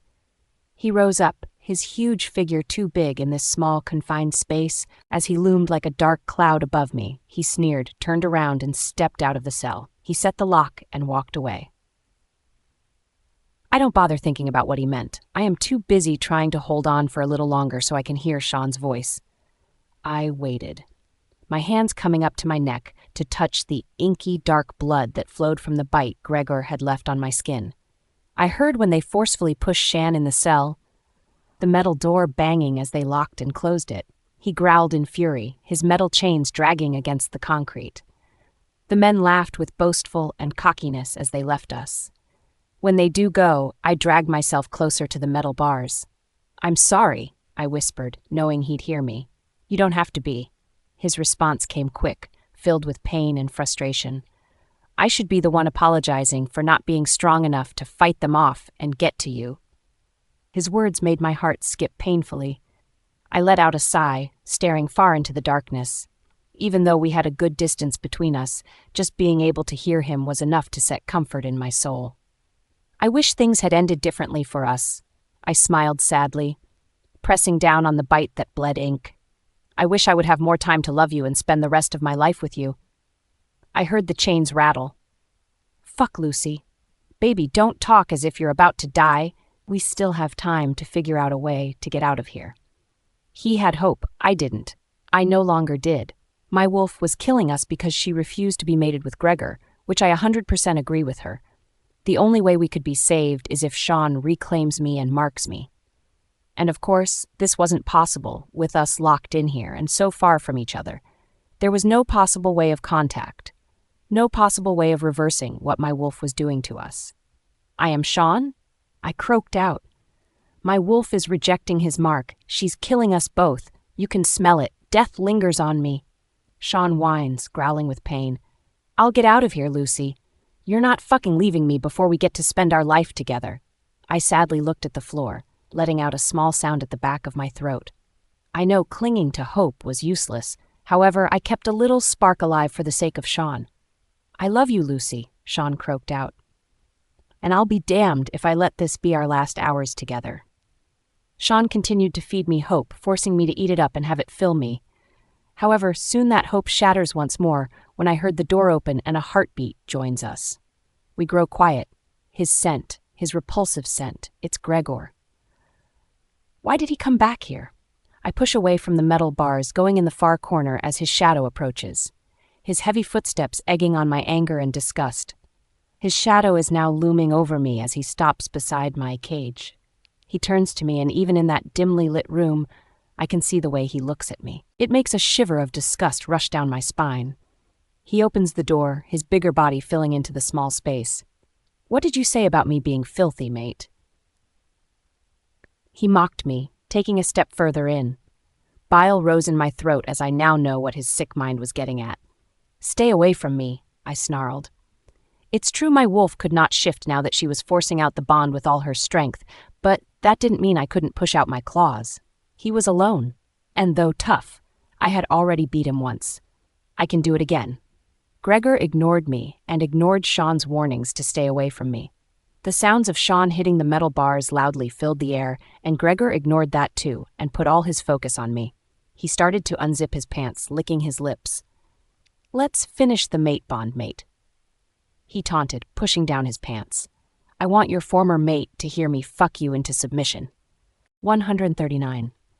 Luciana's Pav. The funny thing about this is that I really had nothing else to lose. I was dying. My wolf was killing us both, so I really had nothing to lose, which pushed my determination to not have my last moments with someone I detested and was repulsed by. The only man I'd ever let touch me was Sean. Cyrus wasn't here to bend me to his will. Not yet, at least, so I had to do this quick, at least this last time. I can fight with all I have left. So I swept under him, surprising him enough to have him freeze. I took this as an opportunity and used the strength I could muster and stand up, lunging for his back. As soon as I got on his back, I used my chains to circle around his neck, moving swiftly to knot it, and held on. I pushed my wolf to lend me some of her strength and held my weight on his back. Gregor makes a choking sound, hissing as he clutched the silver chains and tried to pull it away from his neck. I was not having it. I grunt as I tightened my hold and bit my tongue when he pushes himself back to slam my back against the wall. Despite the pain shooting through my body from the impact, I refuse to let go of him. This may be my only chance. He had the key in his pocket, and if I could just kill him, perhaps that key can be used to unlock Sean's cell. "Lucy!" Sean yelled in concern. I groaned when Gregor sent himself back again. This time my back smacked against the steel of the bars, and it actually hurt more than the brick wall. "Fuck. Not right now, baby. I'm kind of busy at the moment," I grunted, tightening the chains around Gregor's neck. The biggest mistake he made was thinking I was too weak to fight back. The second was not injecting more of that damn serum in my blood. The third was underestimating a woman who really didn't want a filthy bastard to touch her. Gregor let out a roar. "You fucking whore!" I smirked, satisfied that the more he struggled, the more the chains tightened. If I can have more strength, perhaps I can be able to cut his head off clean with the chains alone. But this man's neck was huge. He pushed back once more, and I winced when I felt a bone crack. Still, I held on, hissing as I pulled more fiercely. One of us is going to die soon. Perhaps us both, but I'm making sure I'll be taking him with me. Gregor reached back, his fingers gripping my hair, gagging as I choked him. I could feel his blood sipping down his neck, which told me I was tearing through his throat. His fingers wrapped around my hair, gripped it tightly, and then pulled me with such force that he hurled me across his head. Even so, I held the chain, not losing my grip as I land on my back, and he had to bend oddly so I'd not break his neck. I ignored the pain in my back and twisted around, wrapping the chain around his neck again before he could lift. He reared his fist back and sent it flying toward my jaw. A sickening crack filled the air as he made contact, but even so, I don't let go. I won't let go. I won't. I shifted, pushing my claws in my feet, and pushed my leg up. Pushing into his stomach was satisfying. However, I knew that the damage was not enough. When another fist tries to connect with me once more, I twisted away. Now that I had wrapped the chains tightly around his neck, it prevented me from getting further away from him.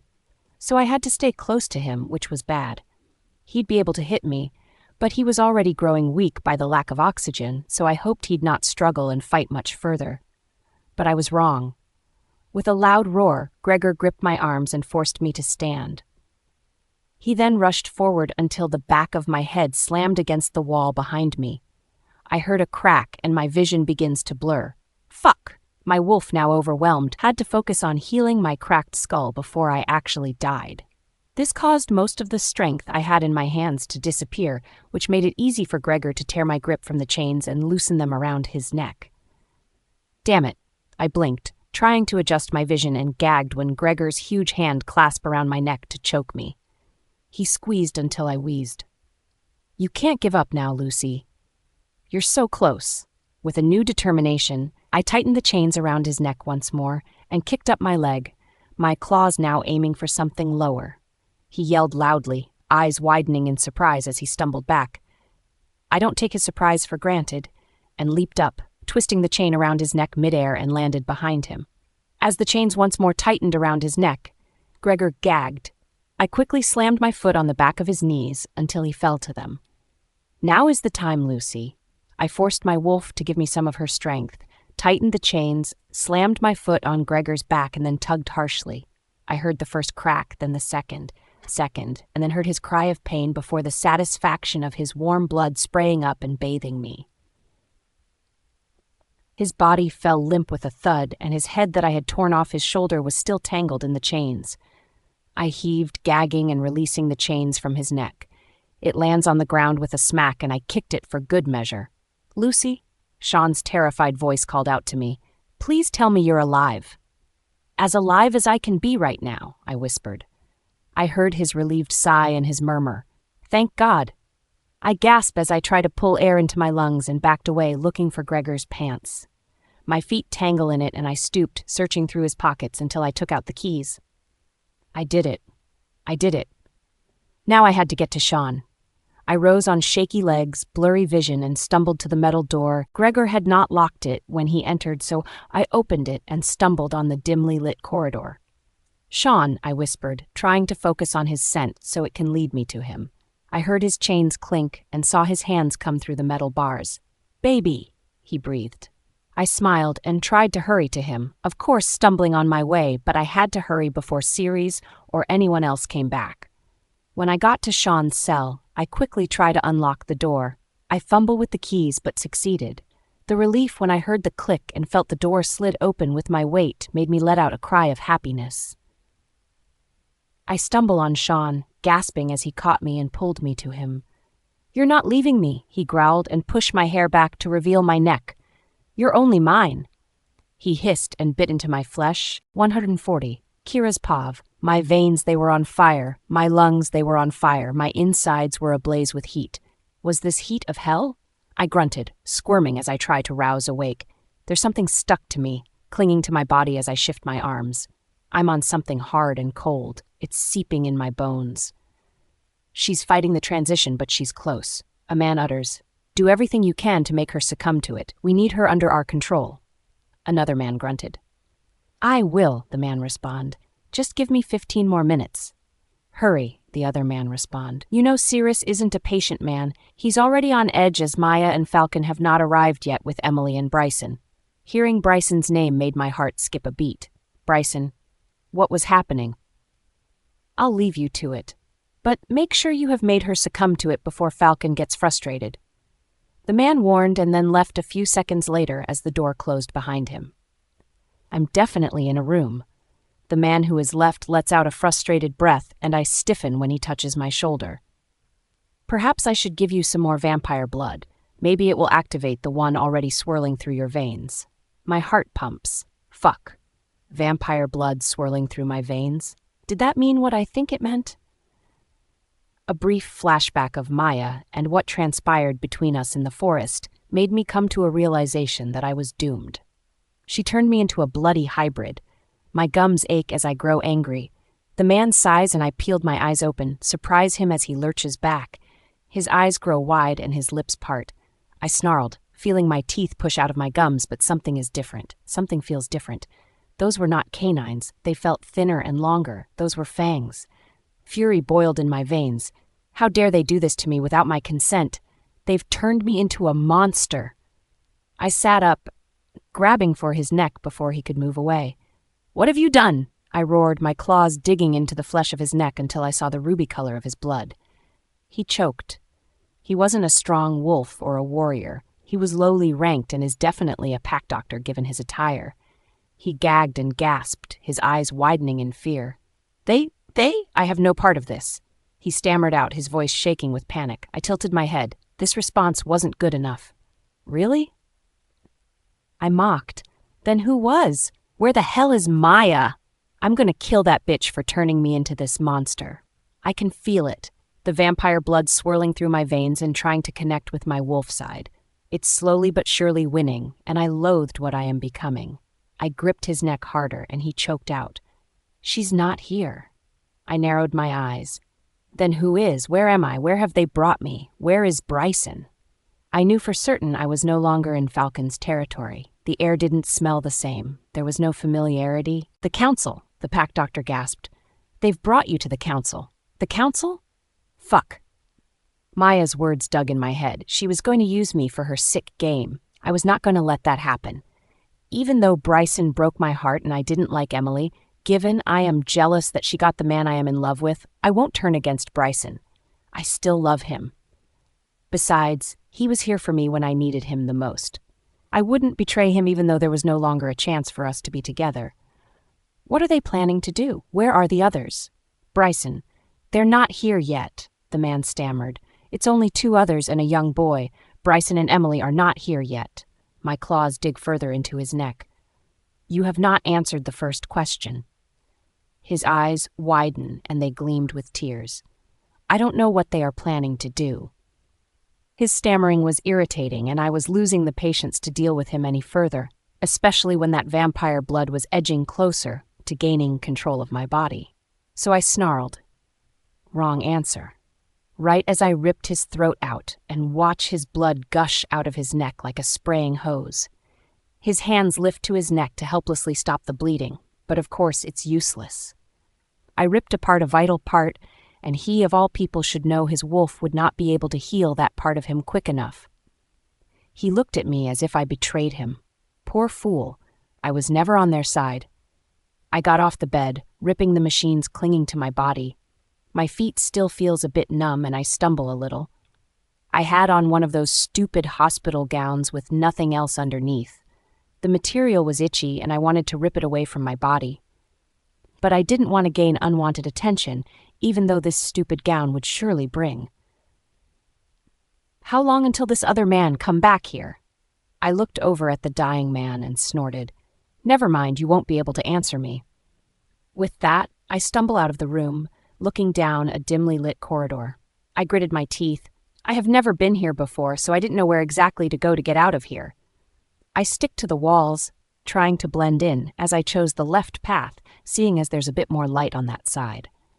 As I neared the light, I slowed down my footfalls and listened closely. There's a faint sound of stuff being shifted and a few voices. I try to pay attention closely. I picked up on 2 male voices and stopped, plastering myself to the wall. Cirrus grew bored waiting for Maya and Falcon to bring that white wolf girl here. So he decided to have a bit of fun with her sister and her mate. You know what fun is for Cyrus, one of the men snorted. My brows furrowed, recalling that the pack doctor I had just killed mentioned something about Emily's sister and Sean being here. He's going to you with them, the other man responded with a chuckle. Last time he played with a couple, one of them ended up dead. This time is no different, especially seeing as he has the white wolf sister, and this one is supposedly a white wolf too. This should be fun.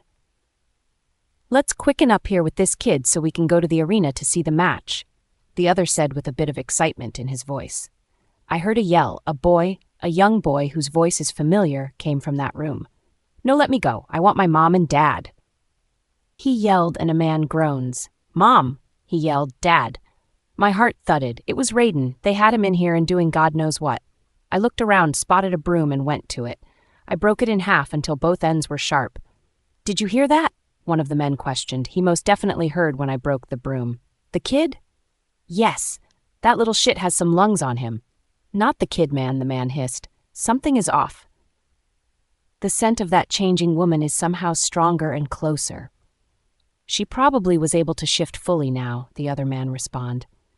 It's nothing. I rolled my eyes. I'm shifting all right, but I'm not fully yet.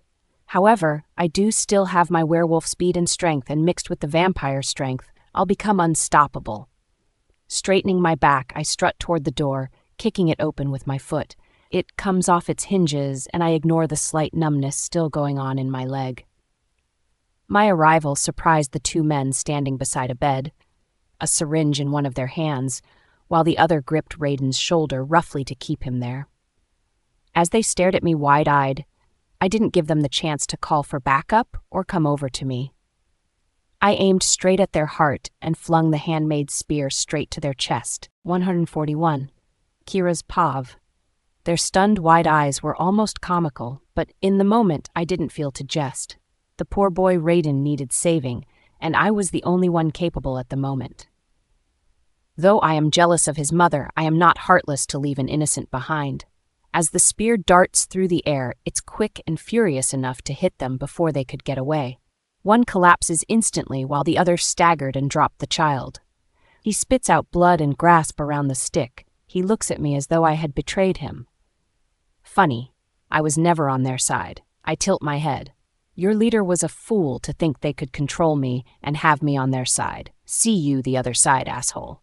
I sneered just as he dropped dead. I had aimed well enough to hit my target, which was their hearts. My last parting words were exactly what you think they are. I was not set to live this life I did not want. I will never succumb to being a hybrid. I am not stupid to think that anything would become of this. I die anyway. And being a hybrid was never something I have ever wanted. Why would I now? As the men bleed out on the floor, I looked at Raiden. His innocent eyes are wide with terror, and for a second I wondered if he was terrified of me or the men more. But I couldn't think about this right now. I needed to get him out of here and somewhere safe. I didn't know where or where I was exactly. I only knew that I was on the council's territory, and that was it. I took a cautious step forward, not wanting to scare Raiden away. His eyes are still wide and they still swirled with fear. I needed to get to him. I plastered on a smile. How can I make a kid trust me after he witnessed me just kill 2 men in front of him? Raiden, you remember me? I tilt my head, cringing inwardly as I try to make that baby voice. I wanted to barf. Raiden nodded, staring at me with uncertainty. I smiled. At least he remembered me, and that's one step closer. However, I needed to speed this up before Cyrus or one of his men come back here. I nod, grinning brighter as I see recognition smear in his gaze, and he looked less tense and terrified. Your dad and mom sent me to pick you up from these bad guys. I know. Shitty thing to do, lying to an innocent kid. But I had not much of a choice. I needed him to trust me enough to fully come with me without a fight. Him coming to me without a fight would benefit us both. There were obviously men out there to guard. I am sure Cyrus wasn't that stupid to have not left them. If I wanted us to escape here alive, the kid needed to be quiet. Hearing his mom and dad made Raiden's eyes gleam, and he visibly perk up. Mom and dad are here? Under other circumstances, I had a feeling he'd make a little happy dance. They are, but not close. We need to go to them. But we need to be very quiet, okay? I whispered, crouching down to his level a little and looking at him in reassurance. We really needed to be on our way. Not only do I not trust myself to keep the vampire blood at bay, but anyone can come and ruin any chances of me saving the little boy. So when he nodded eagerly, I could not help but let out a huge sigh of relief. Thank God. I didn't know what I'd do if he said no or asked too many questions. Come on then, I whispered, coming closer to him. I made sure to keep my gaze friendly and remove the anxious smear. Kids loved friendly, and I needed him to trust me enough to listen and not be scared. He looked at my hand a bit with reluctance, but then nodded and let me carry him. Would you rather be on my back? I whispered. It would make it easier to run if it came to it. Raiden nodded and shifted himself until his little arms were clinging around my neck and legs around my waist. His hold was very impressive enough to choke me, but I did not mind. I could still smell the fear clinging to him, so he was only scared. Are you ready? I asked him, but spoke more to myself. There was a chance I'd fail to get the kid to safety. There's a chance I'd die doing it. There were so many chances. However, I couldn't let the anxiety of not knowing what would happen push me back. We needed to get out of here, and we needed to go now. I held my breath, my legs still numb, but with the determination to at least do something good before dying made me ignore the foreign feeling and rapidly head to the door. I opened it slowly, reminding Raiden to make sure he is very silent as we step outside of the room. I am not sure where to go, but let my intuition lead me. There's more light coming from here, so I'll go this way. Raiden's little heart is thrumming against my back quickly. He's terrified. I know he is. I am too, to be honest. I know that I won't be able to fight off every living wolf here. Still, I am to be stronger so the kid won't think it was a bad idea to trust me. I needed to bring him to safety. I am not sure where safety is actually, but far from here, not here. There's a huge door just up ahead and I bit my lip, slowing down a bit. I don't hear heartbeats and have yet to come across any wolf. Maybe they were busy with Emily's sister and Sean. Sorry guys, but your distraction may help me get Raiden out of here. I try to listen closely, make sure I am right about there not being anyone before opening the door softly. I peeked behind. This must be the back door because what I am greeted with is trees and nothing else. I suppose that's a good thing, easy escape. But what if there were others lurking closely? Would the council be as dumb to leave this area unattended? I could only hope. They had expected me to be on their side and to have succumbed to being a monster. And they knew Raiden would have never been able to escape on his own. So a little part of me hoped that they were cocky enough to not be cautious and have wolves lurking around. I can hear cheers and snarls in the distance, but they're not close, and some of the voices sound like Sean. I chewed on my lip and looked out at the forest. This was my chance. Everyone was distracted, and this was the only way. Raiden, I whispered, gripping his legs to make sure that with the speed I am about to use, he wouldn't fall off by accident. Yes? He murmured softly, his little heart leaping with every snarl he heard in the air. I closed my eyes, breathed in, and squared my shoulders. This was it. This was our only chance. I had to take it, and I had to take it now. Hold on tightly, I told him, and with one last sweep of my gaze around, I stepped out, and then with hawk eyes ahead, I ran. 142. Lucianda's Pav. As Sean's teeth sank into me, the emotions that poured into me came full force all at once. My belly tightened and I squirmed, gasping as his bond seeks mine to reconnect. I could feel the rush, the electricity, the warmth of his bond reconnect little by little. But as it does so, there's a searing pain from Gregor's marking pulling away and dying out. I cling to Sean, moaning, feeling faint from all of this. But then I heard it. It was faint, but it was there. I could smell her too. My heart flipped and I gasped loudly, now wide awake. My sister. Emily? She's here. The loud roar that rang in the air would definitely set fear in anyone close by, but it did the opposite for me. Even though her aura was so strong, I knew she was different. I wasn't scared. She had transformed. She was a lichen.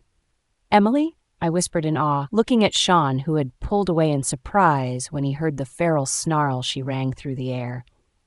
Her? Falcon's Pav. This fucking bitch thinks she's some kind of superior. I rolled my eyes, gripping Emily as I make my way to the truck. Listening to Maya was like listening to sharp nails scrapping against the chalkboard, irritating and unpleasant. She disturbed me with what I had planned to do to Emily. I just couldn't have resisted a perfect body. I now understand why Bryson was so obsessed with her. She was perfect. Every inch of her was perfect, and I wanted a taste for myself. But that damn bitch Maya just had to ruin my chances and disturb me. I grunted, looking down at Emily. I could still have the chance. Take her before she woke up. She'd never know until she feel my presence between her legs when she stirs awake, I hummed. That would be a good idea. I'd be quick before Maya gets here. I'd be fast. I sped my footsteps and got to the truck out. I opened the doors and stepped in with her body. It looked fragile in my arms, but I knew more than anyone how strong this woman was. She was no fragile little princess, that's for sure. She'll be able to handle me. I smirked, laying her down on the cold flooring of the truck and chaining her up. The last time she was in the truck, she had managed to free herself and caused us to drift off the road. This time I would take more precautions and chain her up really good. I worked the chains around her body and made sure to keep her legs open so I can see her nudity, and it would be easy for me to slip inside her once I am done. When I was sure the chains were well wrapped around her, I looked back to make sure Maya wasn't approaching, and then turned back to Emily. I was not sure what I was expecting, perhaps for her breathing to be even, or for her to stay still while I touch her. But what I didn't expect was to see the quick rise and fall of her chest, or feel how burning up her skin felt under my finger pads as I brush it up her thigh. Those were not reactions of my touch, not pleasure or disgusts. It was something else that made me freeze my actions and stare down at her in confusion. What the fuck? My brows pinch as I look down at her. Her skin is sleek with beaded sweat on her neck, her forehead, everywhere. Her flesh is also red, as if she was burning up from within. What the hell is this? It kind of looks like hives were also dotting on her skin quickly. I am not sure what was happening, but it freaking looked painful. Is she burning through her skin? What the hell is going on? I whispered, watching the rise and fall of her chest. Her lips had parted and she was letting out shaky sighs. Should I call Maya? I hadn't touched her, so I wasn't the cause of this. As I continue to take my brain for possible reasons on why Emily's skin was changing, I am stunned to see fur tickling through her pores, the same red blemishes that looked like hives were fading. I jerked back. That couldn't and shouldn't be possible. She was heavily sedated, still knocked out. It's impossible for her to be shifting right now. As the fur continued to emerge, I stared for signs that she was waking up. But her breathing was the same and she had not shifted. This only rouses my disbelief and confusion. Maybe I should call Maya. But that bitch would taunt me and insult me in not knowing what to do. I ground my teeth. What the hell is happening to this whore? What should I do? The longer I am here, the more the hair is growing thicker. How can she be shifting when she is still unconscious? I am uncertain on what to do. How can I stop this before she actually shifts completely? I grunt, I have no fucking sedative here right now. Shit, I snapped, running a hand through my hair, then getting out of the truck. If I am quick enough to get the sedative, maybe I'll be able to stop whatever this is. I rapidly made my way back inside, finding Maya still preparing some of the sedatives in the briefcase. She turned to me when I entered, her brows shooting up. "What the hell is going on?" she blasted, irritation clear in her voice. "Did you fucking screw this up again?" Of course she would blame me. Resisting the urge to tell her off, I instead let her know of the issue we were now facing. Emily, she's no longer in her fucking human form, Maya. At first, her brows draw into a confused furrow, then her eyes begin to widen. She placed the case on the table and looked at me in disbelief. "And you left her unattended?" My eyes narrowed. "She's shifting, yet still unconscious. What the fuck do you expect me to do when I can't exactly explain or stop her transformation? I've come to get more sedative to see if this would help in stopping whatever this shit is." Maya let out a growl and skimmed through the sedatives. "This bitch just won't stay down, can she?" With a furious snap, she pulled out a syringe and stormed to the door. "If this doesn't knock her out completely, I'd have to improvise." I looked at her. "Improvise?" "Keep her half dead." 143. Maya's POV. "That way the bitch won't move and the doctor will save her before she is fully dead. We will get her there in time. Now let me go ahead and give her medicine," I snarled. "If I overdose her, she'd be practically in a coma, which would be a very good thing. That way the whore will stay down. I am sure we can get her to the council and have the doctor check her before she's fully dead. I should have thought of that sooner. It would have saved us a lot of trouble." As I made my way outside, I found the back doors of the truck opened and let out an angry breath through my nostrils. Falcon was a dumbass. Why did he leave the doors open? Fucking jackass. I sneered under my breath and quickened my way to the open truck. However, when I get there, I freeze. There is no signs of Emily, no signs of anyone in the back. My eyes widen in surprise. Where the hell did the whore go? Was Falcon playing a fucking joke on me?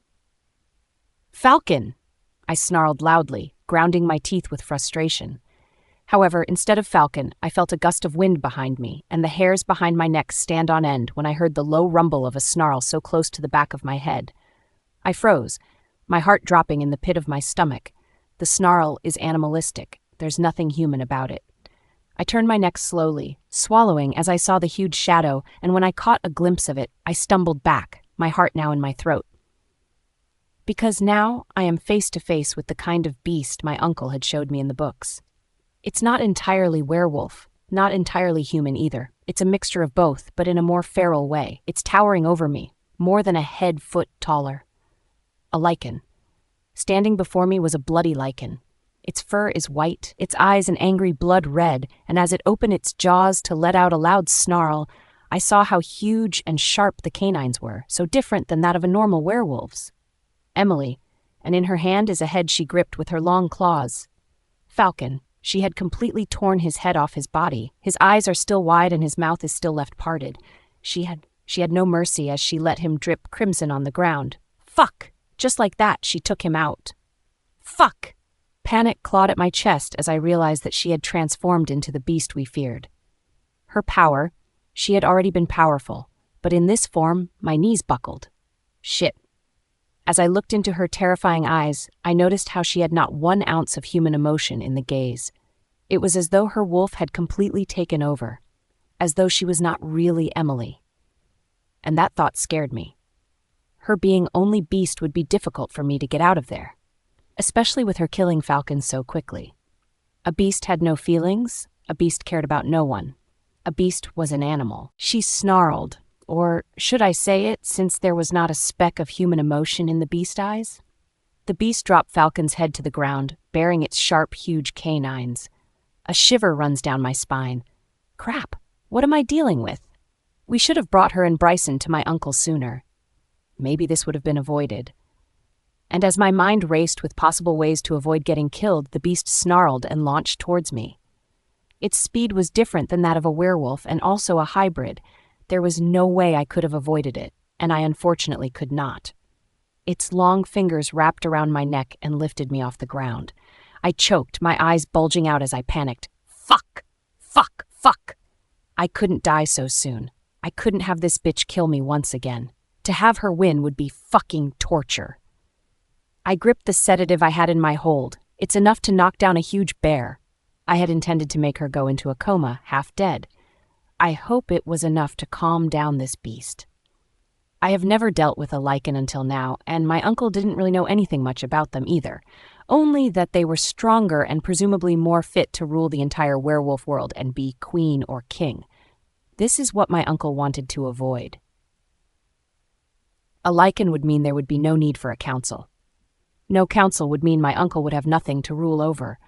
I stabbed the needle into its skin, pushing the serum into its bloodstream.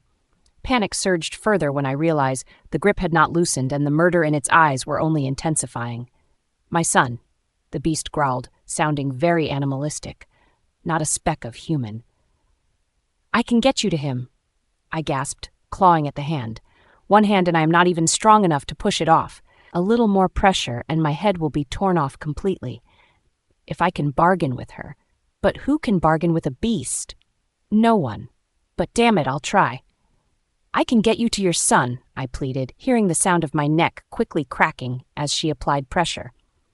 My son, it snarled, making me clench my eyes tightly as I realized that the lichen was too much of a beast for me to be able to get through to her. Bargaining was useless, and the only option I had now was to fight. I pushed out my nails and scrapped them along her huge hand. But of course it does nothing, and she only bleeds yet doesn't loosen her hold. Instead, she slammed me on the floor of the truck, and I gasped as every single bone in my body breaks. Even with my ability to heal, I am paralyzed and cannot heal in time to move. A bitterness crawled in my throat when I realized I am going to die and lose to her once again. Once again, Emily would have detested me. With angry tears in my eyes, I screamed at the beast whose sharp claws were aiming for my stomach. I loathe you with every fiber of my being. I hate you, Emily. I hate you for always being better. For always winning. Just this once I wanted to win, but you couldn't let me have that. I screamed, frustrated that I barely put up much of a fight and she had already won. All these years of hunting her down, the ambush, turning Falcon against them, were all for nothing. In the end, she still won. Hybrid. I laughed dryly in my head. What a joke. We were killed by a lichen within minutes, hell seconds. We never stood a chance. My uncle didn't know what he was dealing with, and I'm afraid he was about to find out. As her claws dig into my belly, I gurgle on my own and smiled. At least I had gotten to kiss Bryson, even if it wasn't for long. At least I got a small glimpse of what could have been. 144. Emily's pav. It's too quiet, it's too dark here, it's too cold. I puffed out air and it comes out foggy. I curled my arms around myself and walked through the endless sea of darkness. I knew this place. I had been here once or twice. I had seen her too. I tread across the darkness. It doesn't feel like there's ground underneath me this time. It feels as though I am walking on air. But it's impossible to, right? Or maybe here there are endless possibilities? I don't know, but it feels a bit different, a bit more serene. Moon Goddess, I called out to her. I know she is here. I can sense her, but she's quiet, almost like she's playing that kid game, peekaboo. I sighed. I didn't want to play a game right now.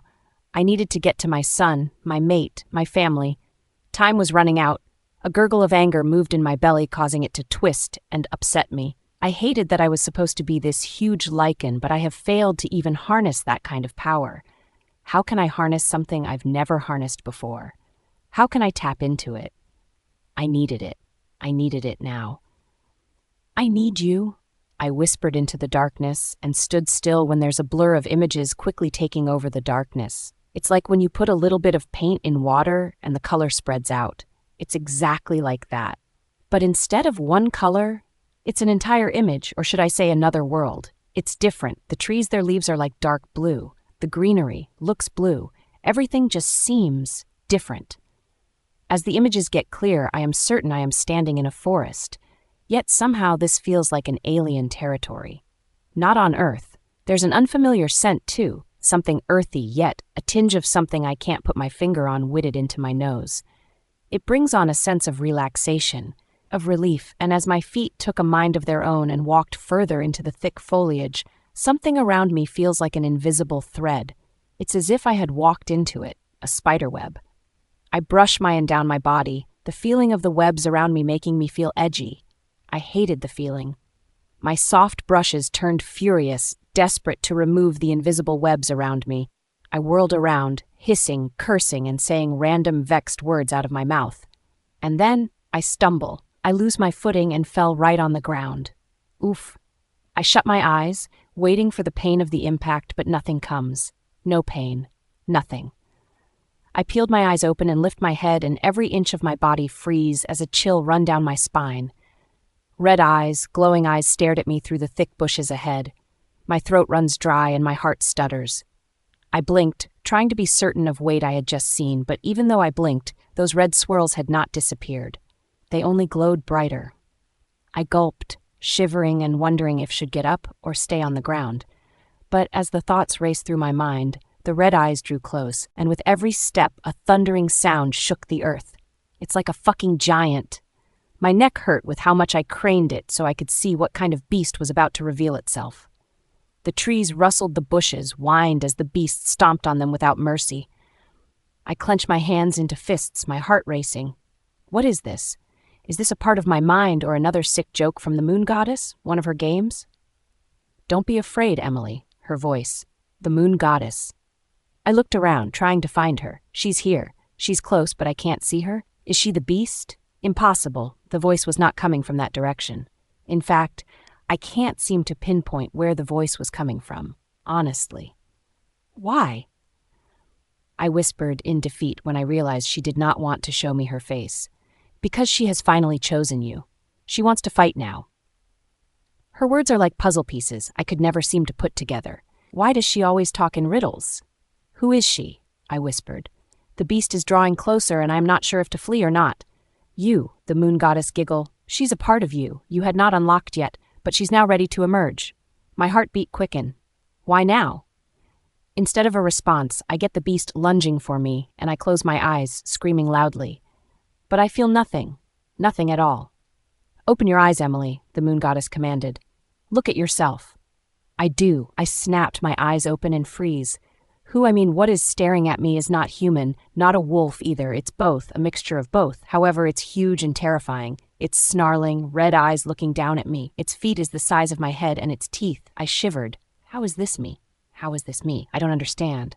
Lichen? I whispered. This could be the only explanation for such a terrifying rare form, human and wolf. You finally unlocked her, the moon goddess whispered. How? I breathed out as the beast crouched. God, it could stomped on me and I'd be dead. Your will to not give up was the last words I heard before the beast reached forward and touched my head. I screamed because now I actually felt the sharp pain. It was weird to explain how it felt exactly, like a searing shot straight to my head, like a sharp arrow piercing through my skin. The pain was so bad, I closed my eyes, the tears falling down my face. My lower lip trembled and the heat in my body was unbearable. Now you fight, Emily. This is your turf now, your kingdom. I've given you the keys, now you drive. You rule, you make me proud. Congratulations, Emily, you're now unstoppable. Darkness consumed me. 145, Emily's Pav. The second I peeled my eyes open, I knew I was not me. Not because my body felt different, but because it felt as though I had taken a back seat in my own mind and I wasn't the driver, but something else. This was either good or bad, but more bad since I had no control of what I was doing. I got up, and the weight of me literally bends the truck I had been placed in. I looked down. Well, my beast looked down, and I am stunned to see that I had shifted into that lichen form that was revealed to me. I tried to push forward so I'd have full control as the beast got out of the truck, but I could not seem to. Everything next just happened in a blur. I saw Maya get out, but my beast had a searing, sharp pain of anger in its chest when we sniffed Falcon. It had gone over to him with a speed I had not prepared for and had literally torn his head from his body in a matter of seconds. Falcon hadn't even have time to utter a word, hadn't even have time to plead for his life. The snarls that came from our jaws were animalistic, a clear indicator that my wolf had fully taken control and would not be willing to give me back the reins. This was bad. This must be what Lucy warned me about.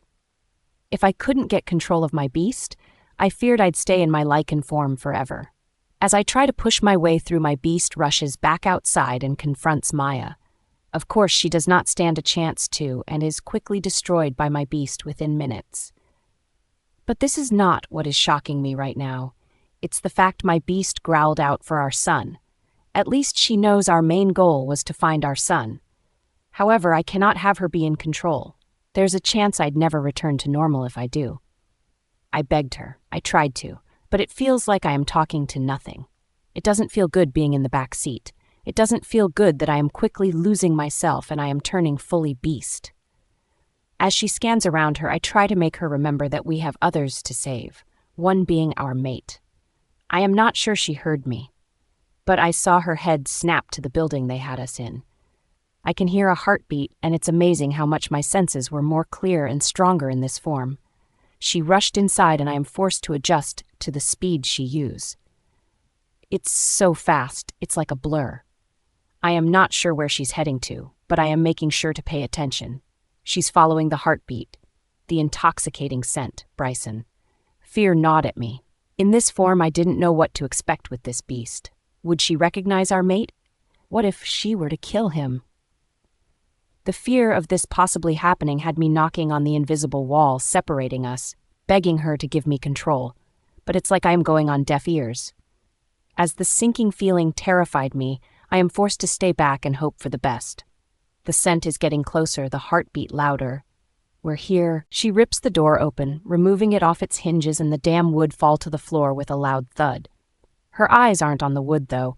It's on Bryson's figure on the makeshift bed. He seems to be sleeping, but with the twitch between his brows, he must be getting ready to awaken. She's beside him within seconds, and the sinking feeling consumes me. God, no. Please recognize him. Please. Her jaw is close to his face, snarling. It's as though she wants to communicate with him. But it feels like me and my wolf, the lichen form, we are two separate beings. We don't know what the other wants or feels. It's as though she had completely blocked me from being able to know anything. The thought scared me. Am I doomed? Will I be lichen forever? Stuck in this form? Her snarls seem to rouse Bryson awake as he shifts and his face twitches more. Then his eyes peeled open, and I'm staring into the eyes of the man I love. At first, it seems as though he is unaware of his surroundings and had not comprehended yet what was in front of him. Then I saw the flicker of recognition in Bryson's eyes, and I felt relieved. "Emily?" he whispered, a bit uncertainty in his eyes. It looked like he wanted to reach up and touch the lichen part of me, but his brows draw as if trying to read through the beast who was still snarling. "Baby," he whispered, his eyes darting between my jaw and my eyes, and that's when he pinned me. Well pinned my beast with his stare, the snarls subsiding into a low growl and then a purr. It was odd to hear a beast purr, but somehow it eased Bryson, and he sighed. "I know you're still in here," he whispered and reached up, touching the beast without hesitation. The beast surprisingly leaned into his touch, and then like wind, it pulls away from him, snarling. Bryson groaned as he sat up and reached for me. Baby, you can do it. Come back to me. Come back to Raiden and me, baby. I'm trying. I want to scream in frustration. The lichen snarled, turning its back on Bryson, and I screamed no inwardly, pushing against the barrier. "You're not going to leave him. You're not leaving him." I fucking pushed. I fucking slammed. "Emily," Bryson's voice is soft and gentle, and the beast stopped before it disappears. "You're strong, remember? You can do this. I need you. We need you." His words echoed in my mind and roared, scrapping at the edges of the barrier. He needed me. Our son needed me. I know they do. The beast knew too. Yet, the beast shoved me back, and I am forced to watch its next move. It run away. I had promised him.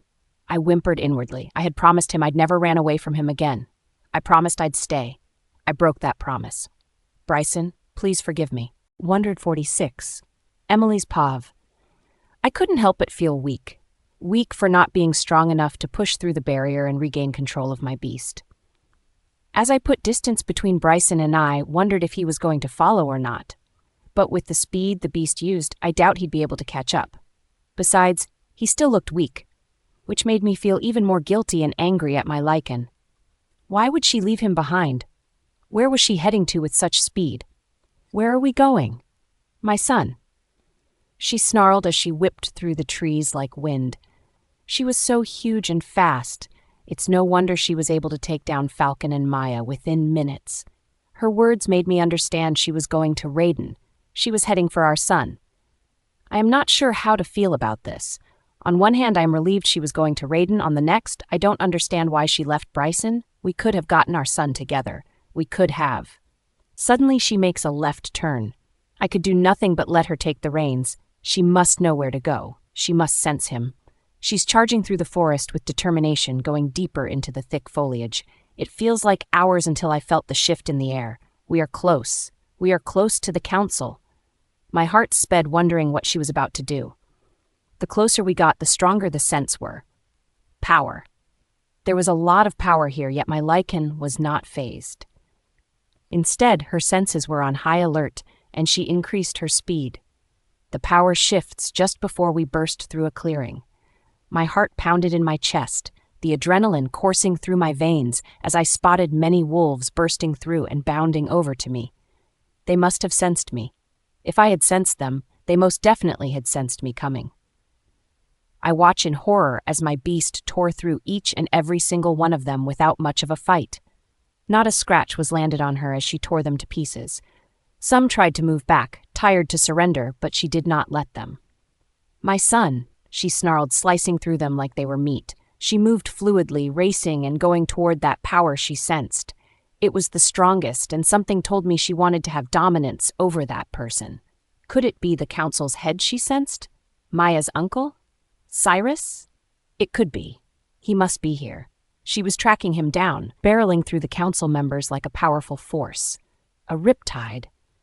She snarled through the air, and it's powerful, chilling. If I was on the other end, I'd be terrified. Her snarls were like warnings, warnings of the storm that was approaching. Her eyes were wild as she created chaos around her. Bodies, werewolves flew around me dead. She was killing every moving thing with ease. She was killing every council member that dare try to fight back. The poor things just became her victims. And then she suddenly stopped just before huge doors. They were high and the wood looked sturdy. I can sense that strong power here. I can feel him or her. I couldn't help it, but I felt anxious to see what she'd do next. Would she burst through those doors? What would she do? I can hear voices, panicked and confused. What is this power? I picked up on someone's question. A war is going on, another screeched. Should we fight back? Cyrus has not given us the go to fight back, another said in a hushed voice. So he is here, just as I suspected. My beast growled low and then with a snarl, lunged forward and surprised everyone when it successfully burst through the doors. The doors splintered and shattered under the force of my beast's powerful lunge, revealing the scene inside. There's a chorus of gasp around. What the hell is that? What is this beast? It's not human, but not werewolf either. A man stood in the middle of space, his back turned, but I knew who it was right away, and I knew my beast knew it was Cyrus. There are people around, many, and I sensed that they were from different packs. I looked at the ground, and my wolf snarled when we took the scent of my sister's blood. She had been here. Whatever this was, Cyrus turned around slowly. Ah, Emily, he chuckled. Or should I still call you by your name since you're fully beast now? I studied him. Behind that emotionless veil, there's a flicker of something he didn't want others to see. Fear. Standing before him is the beast he had tried to keep under his control. But he had failed to do so. His eyes flickered to my hands, my claws, and he clicked his tongue. My niece's blood is still on your hands. I suppose you've already gotten rid of her? My beast snarled. Everyone gasped.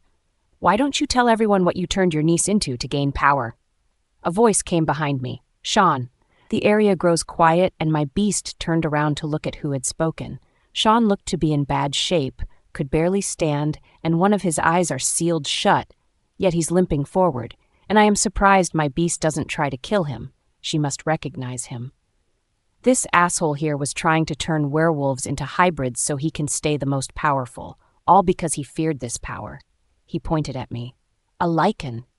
Some of you wouldn't have believed me if I told you sooner because you hadn't seen the proof that there is something more powerful than the council. The revelation of Cyrus's dark deeds sent shock waves through the gathered crowd, and I could see the uncertainty and fear in their eyes. It was out, and I am sure many of them already knew, but was afraid to stand up against him. But now, I can see the shift.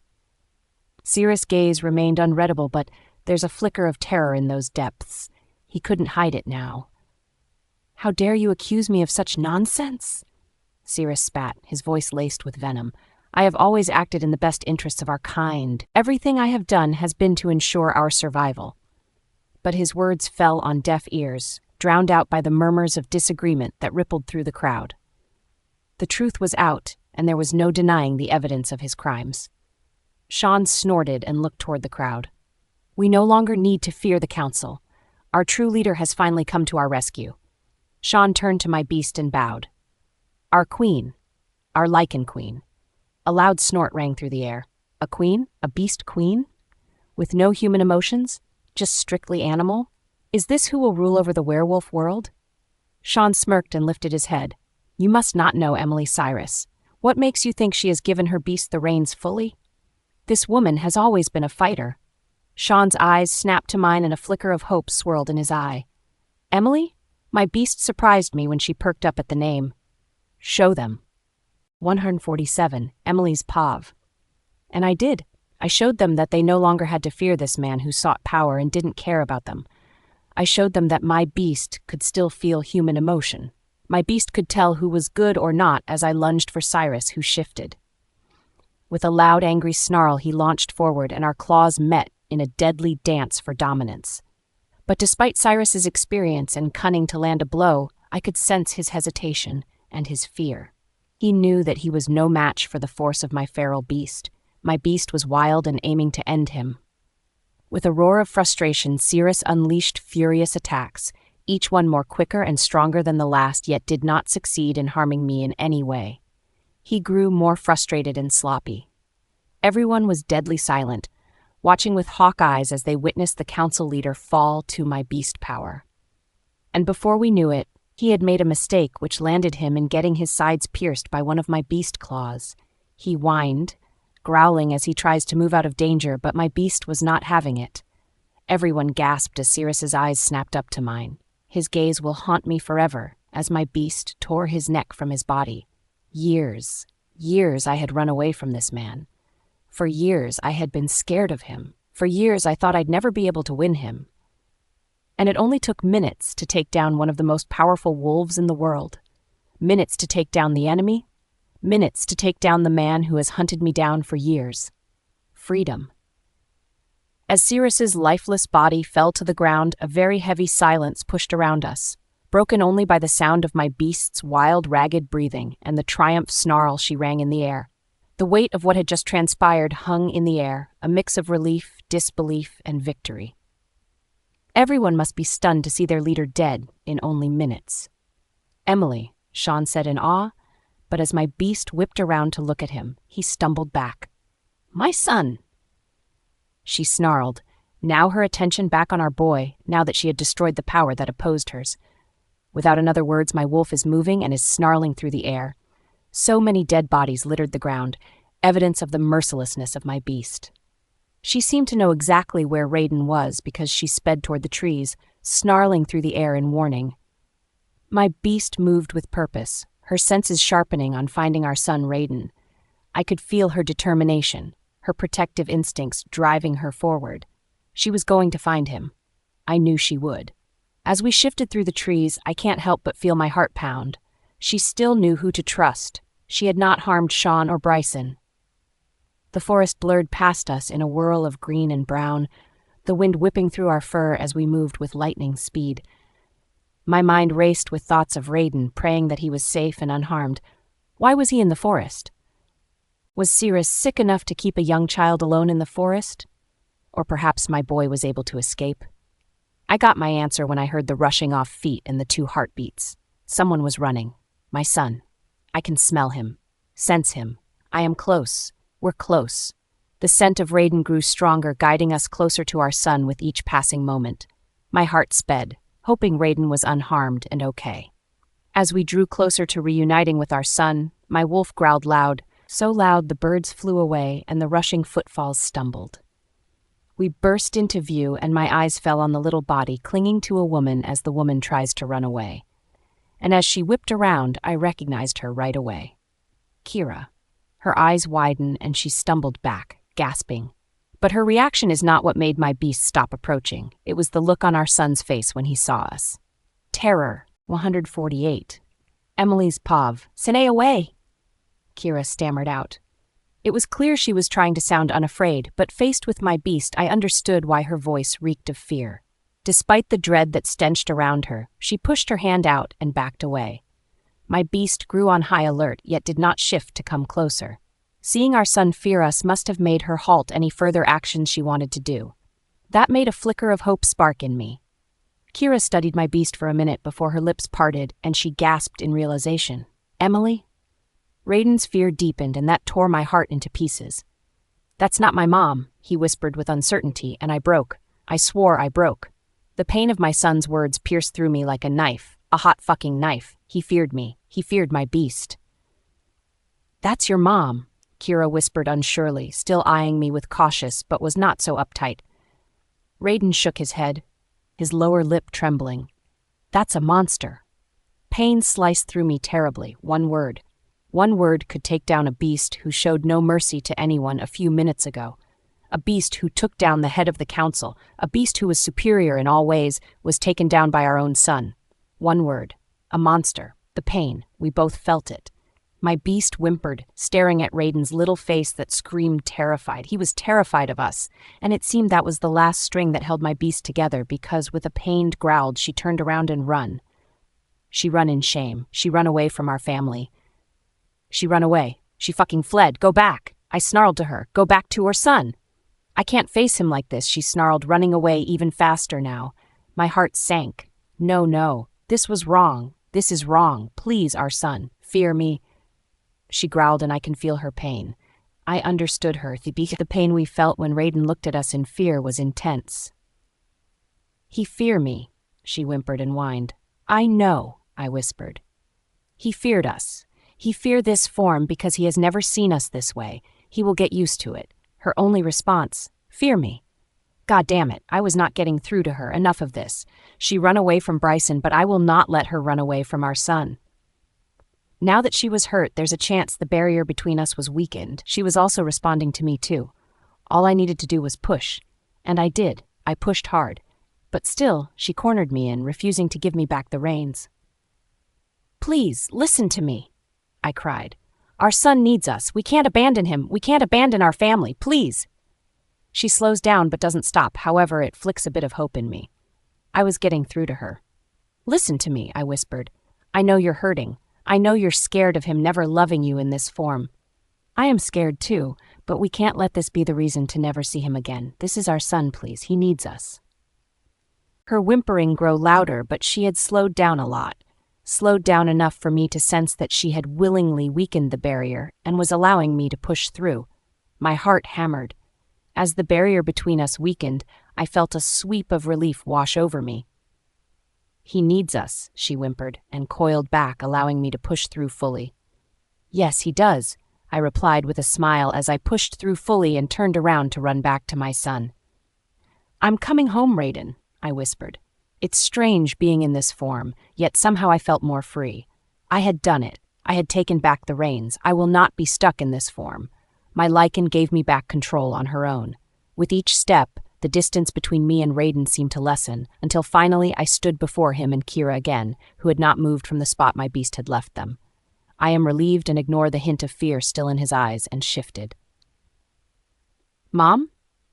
He whispered in awe, making me look at him with a happy smile as I fall to my knees, weakened by all the events that transpired and now exhaustion had won. I didn't leave, I whispered, tears blurring my vision. Mama didn't leave. Mama is home. He wrestled for Kira to put him down and he ran toward me, his little hands holding my face as I swayed. You didn't leave. I shook my head. I will never leave you. My voice got caught in my throat a little, but I made sure he heard every word, just before I blacked out from exhaustion. 149. Emily's Pav. When I finally regained consciousness, I found myself lying in a soft bed, the warm glow of sunlight filtering through the opened window. My throat is parched and my limbs ached. However, I am alive. You're finally awake. I looked over, my heart skipping seeing his face. He's seated on a chair beside the bed, and with his disheveled appearance, I know he had not slept. Bryson. He reached out to gently brush a strand of hair away from my face, his touch sending shivers down my spine. I was so worried, baby, he croaked out. How long had I been out? I whispered, looking around the room as though it would magically answer my question. An entire day, he admitted, still brushing my hair. His words had me snapping my eyes to him in disbelief. I blinked, processing the information he had just given me. A whole day. A day. An entire day, I echoed, my voice barely above a whisper. It's hard to imagine I was out for an entire day when it only felt like it had been only hours for me. Bryson's expression softened, his gaze never leaving mine. You needed the rest, he said gently. After everything that happened, it's no wonder you were exhausted. I nodded, reaching up and cupping his hand that gently brushed my cheek. I'm sorry, I croaked, remembering how my lichen had left him behind. For leaving you? My words get stuck in my throat, and Bryson looked at me gently, his eyes swimming with love. Don't be. You didn't need me, he joked, letting out a laugh. My girl was a badass on her own, heard you killed Cirrus within seconds. He barely hit you. My eyes lowered to his lips, a bit lost. That wasn't me. That was my lichen. I did nothing but sit back and let her do all the work. Hey, Bryson whispered, cupping my jaw and nudging me to look at him. It was you. Remember, you and your lichen are one. He flicked my chin with his thumb. I'm proud of you for finding a way to get full control, though, because it would be hard to do this. My brows furrowed. Do what? He smirked, leaning forward. This, he whispered and kissed me softly. The kiss poured every emotion he was dying to show me, and I showed him everything through mine. When we pulled away, we are both breathing hastily and we laughed lightly. You did it, Em, he said in awe. You won. I smiled, my heart hammering as butterflies fluttered in my belly. We won, I corrected, and then looked around the room. Our son, the others? I asked. Bryson smiled, but I did notice that some of the light had died in his eyes. My heart skipped and my belly twisted. Bryson? He brushed his thumb over my cheek, smiling sadly. The council, Cyrus. He had them wipe out our pack. My parents. His voice cracked and tears welled in my eyes as I now understand what he was trying to say. I pulled him to me, hugging him to my chest. What about our son? My sister, Sean? They're okay. Raiden is baking cookies with Kira and Lucy is still sleeping. She took on a lot. Cyrus had her fight and a bastard damaged her bond with Sean, so it's going to take some time for her to heal fully.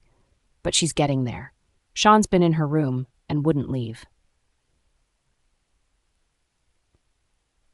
Anger coursed through my body, and I feel angry that my lichen hadn't taken her sweet time in torturing Cyrus enough. She should have dragged out his death. He deserved so much pain. Bryson pulled away and looked down at me, smiling through the sadness of the loss of his entire pack and parents. How about a new start, our little queen? Just me, you and Raiden? No packs. Just us. I nod, my heart squeezing. Wherever you go, we go, Bryson. You and Raiden are my home. My home is with you. The day after. I can stand on my legs now without feeling like I was about to fall. I looked out at the trees, smiling. We were still at the council. Since they had burned down Bryson's pack, we had nowhere to go yet. Besides, it's not like there were any council member who would run after us. My lichen beast had made sure of that. I'm ready, a soft voice came beside me. I turned to her, Kira. She looked over at me and smiled. It's sunny out. Today is a great day. I frowned. Are you sure about this, Kira? She nodded, her smile growing. This is what I want. Please. I sighed and nodded. We walked outside the building and into the forest. We moved deeper until we were sure we were alone, and then stopped. Kira didn't want to live a life of being a hybrid, and even though I had told her my blood could make her live longer than the 5 years, she refused to leave this way. So she begged me to take her life. I couldn't say no because she saved my son, and this was her only wish of me. She looked up through the cracks of the trees above and smiled as the rays of sunlight beamed on her face. Today really is beautiful. I nod, my gut twisting. Kira?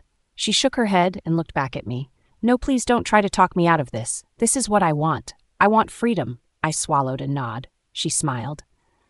You have a beautiful family, Emily. Please treasure them. I will, I whispered. I'm ready, she murmured, her eyes welling with tears. I'm ready for the afterlife. Epilogue, Emily's Pav. A few months later. I can't do this, Lucy whined as she held her huge round belly and tried to sit down on the sofa. I think I have more than 4 pups in here and I'm about to burst. I giggled, amused as I watched my sister struggle to settle on the sofa. When I found I had enough of seeing her fail, I got up to help her sit. She sighed in relief. After everyone had healed up, we, the 5 of us, Lucy, Sean, Raiden, and Bryson and I went on our way. We didn't want to live the pack life anymore, and Bryson stepped down. However, since I am the only lichen and the strongest wolf, the alphas from each pack had bowed down to me and called me their queen, which set me in the leader's position, so I suppose we had not entirely left the leading life. But it's better this way. It's easier to set rules when most feared you and wouldn't dare break them. Honestly, I think you have about 5 in that belly. I joked with my sister and passed over the bowl of ice cream knowing she was craving it. She scrunched her nose at my joke and let out a breath. God, I hope not. I giggled loudly and then squealed when little arms loop around my neck from behind and a little head rest on my shoulder. Mom, can we make some cookies? Raiden squealed beside my ear. I want cookies. I rolled my eyes playfully. Cookies? Again? Are you sure it's you who want the cookies or your dad? Speaking of the devil, he pokes his head out from the kitchen.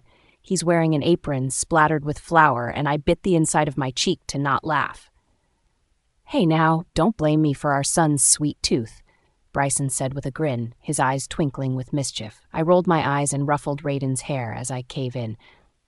Okay, cookies, it is then. I got off the couch and walked around the couch to grab my son's hand. He beamed up at me. I'm going to make some cookies, Lucy. We'll watch Fast and the Furious a bit later. She hummed with a spoonful of ice cream in her mouth, nodding while giving me a thumbs up. With Raiden's hand in mine, we head for the kitchen where Bryson was already prepping the ingredients on the countertop. As I watched him move around the kitchen, I couldn't help but fall even deeper in love with this man. Turning to Raiden with a smile, I asked, What kind of cookies do you want to make today? His eyes widened with excitement as he thought for a second. Chocolate chip, he yelled with excitement while bouncing on the balls of his feet. Of course, chocolate chip. He's always choosing chocolate chip, and even though I have grown tired of it, I dare not tell him to choose something else. In this house, Raiden was the leader. I chuckled, ruffling his hair, feeling my heart melt when I look at him. Chocolate chip it is, then. As we began to measure out the flour, sugar, and chocolate chips, I couldn't help but feel a sense of contentment wash over me. There was something comforting about the simple act of baking together as a family that made me feel grateful that my lichen had taken over that day. Because if it hadn't, I wouldn't be standing there with my family today. My family. Raiden eagerly helped us mix the ingredients, his laughter filling the kitchen as he got flour all over his face. Bryson and I laughed, and soon we were basically having a food fight. Flour flew everywhere, and our laughter rang around the room. When we were done, I couldn't help but have a tearful smile on my face as I watched Bryson lift Raiden on his shoulders, both completely covered in flour and other baking ingredients. My heart. Bryson? I called out to get his attention that his son had stolen. He looked over at me, his eyes having that same gleam that showed how much he loved me. My heart skipped. You have a bun in the oven. I nudged my head to the oven, biting my lower lip to not giggle when his eyebrows furrowed in an adorable way. What? He murmured with concern as he walked over to the oven to inspect it. Of course, there is no bun in the oven. Well, not that oven. There's no bun, baby, he uttered, confusion very clear in his tone. I grinned when he turned around. Oh, there is. My stomach does flips. You have a bun in the oven, baby? I rest my palm on my stomach to give him a hint. Me being lichen, my senses were stronger than his, so I knew when I am carrying before he could sense it. When he did catch the hint, his lips part and his eyes widen in surprise. It's almost funny with his face being coated with so much flour. Baby, he breathed out, coming over to me as though he was in a trance. Are we? He drawled, looking between me and my stomach with a mixture of hope and joy. I nod, smiling giddily as I give him the good news. We're pregnant.